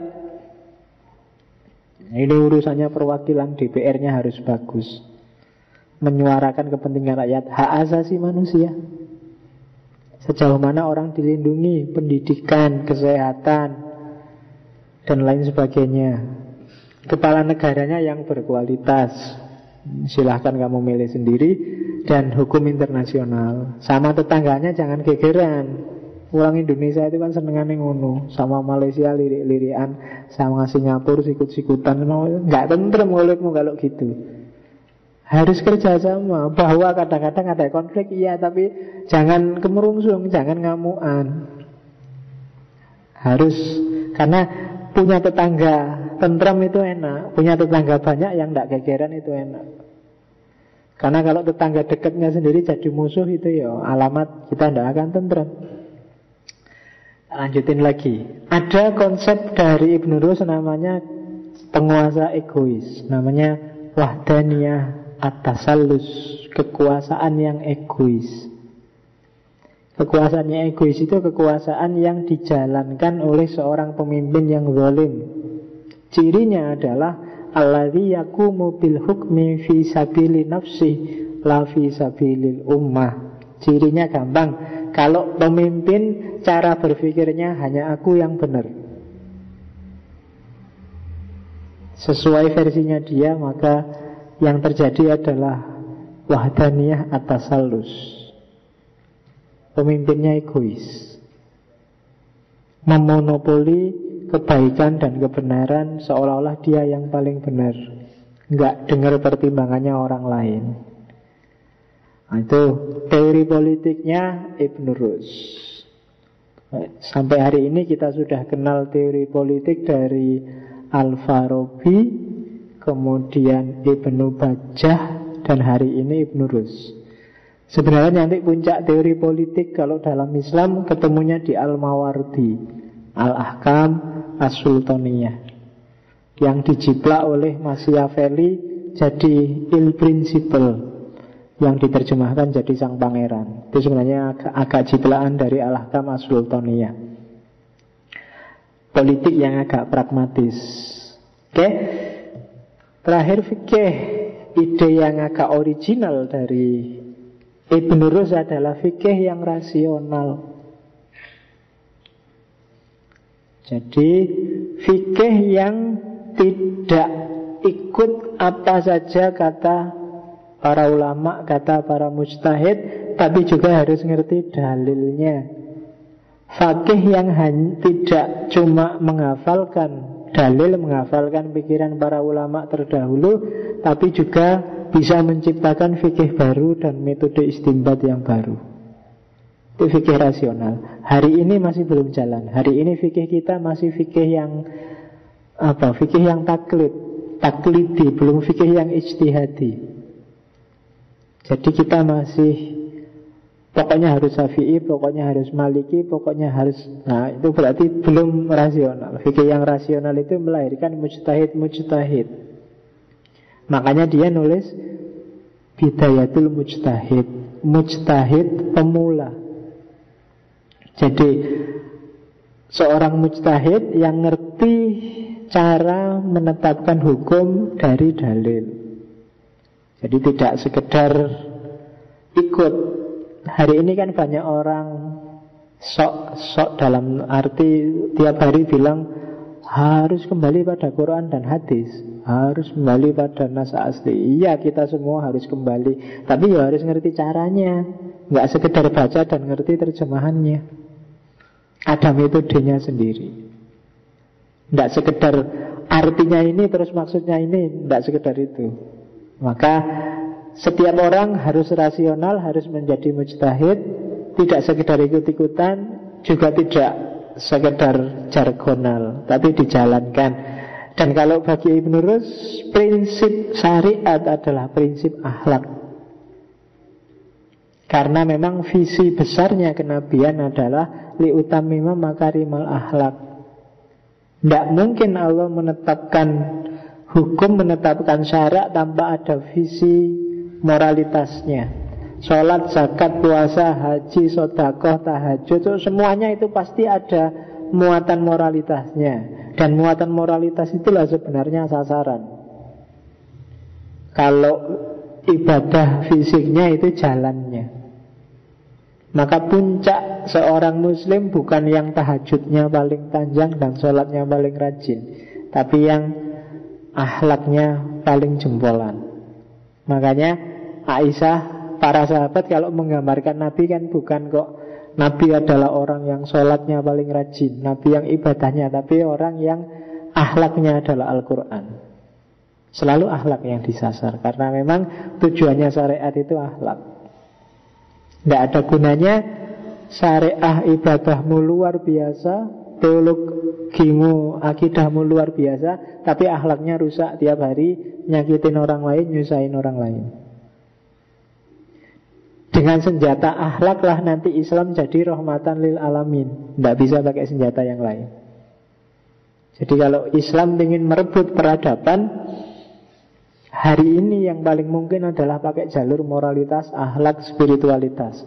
Dan itu yang dicari-cari oleh Barat yang sampai hari ini belum ketemu. Kamu yang punya nggak paham-paham. Itu yang menurut saya jadi masalah. Padahal Barat nyari sampai judik sampai hari ini nggak ketemu-ketemu, masih bingung dia. Dari posmo pindah ke postmodern, post struktural, post hermeneutik, masih belum ketemu kebenaran.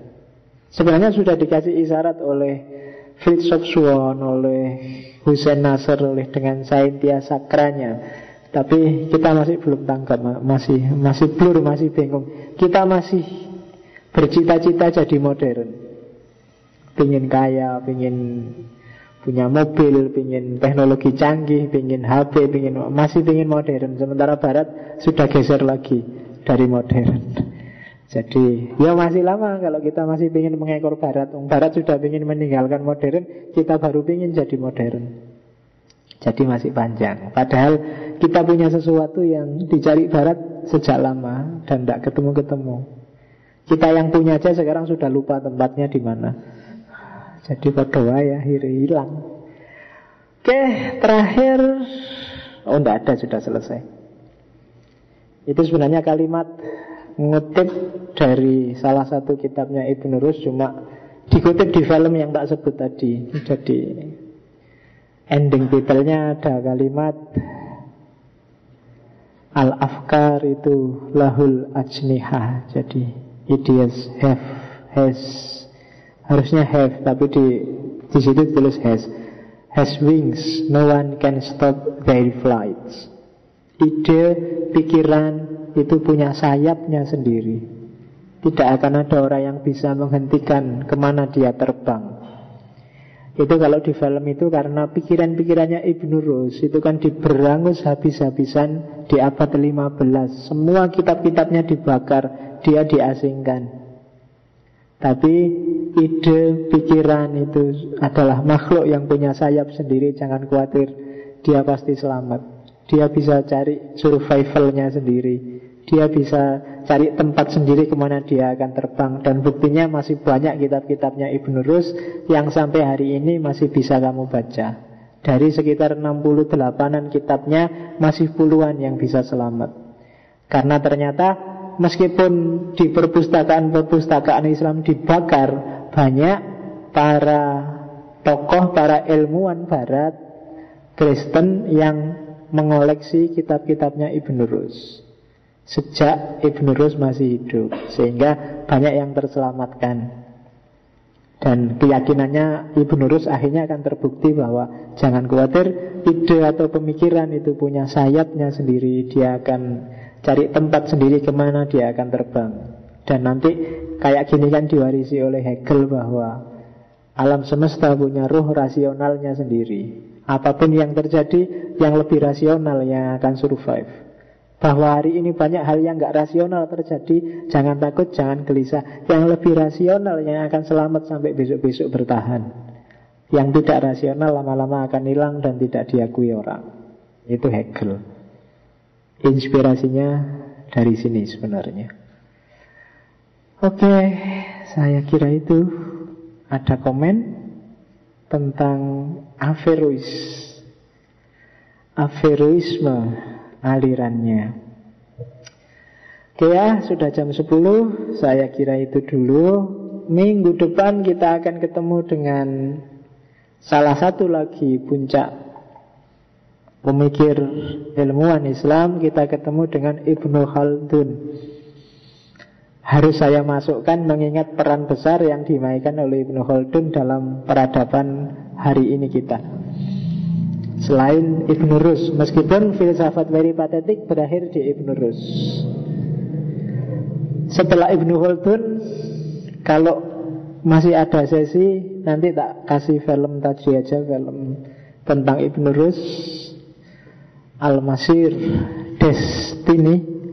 Dan kita akan ketemu lagi insya Allah nanti habis Idul Fitri ya. Mungkin kembali lagi ke barat sebentar. Terus kalau kembali ke Islam berarti kita masuk ke era tasawuf falsafi, era filsafat iluminasi. Bayangan saya kalau masuk iluminasi nanti kita akan paling tidak ketemu 3 orang. Yang pertama Al-Halaj, yang kedua Suhrawardi, dan yang ketiga Mullah Sadra. Harusnya Ibnu Arabi saya masukkan juga, cuma masih tak pikir-pikir karena kalian sudah ngaji Tarjumanul Aswaq. Harusnya masuk. Sebenarnya ada 2 yang tak pertimbangkan masuk, Ibnu Arabi sama Rumi.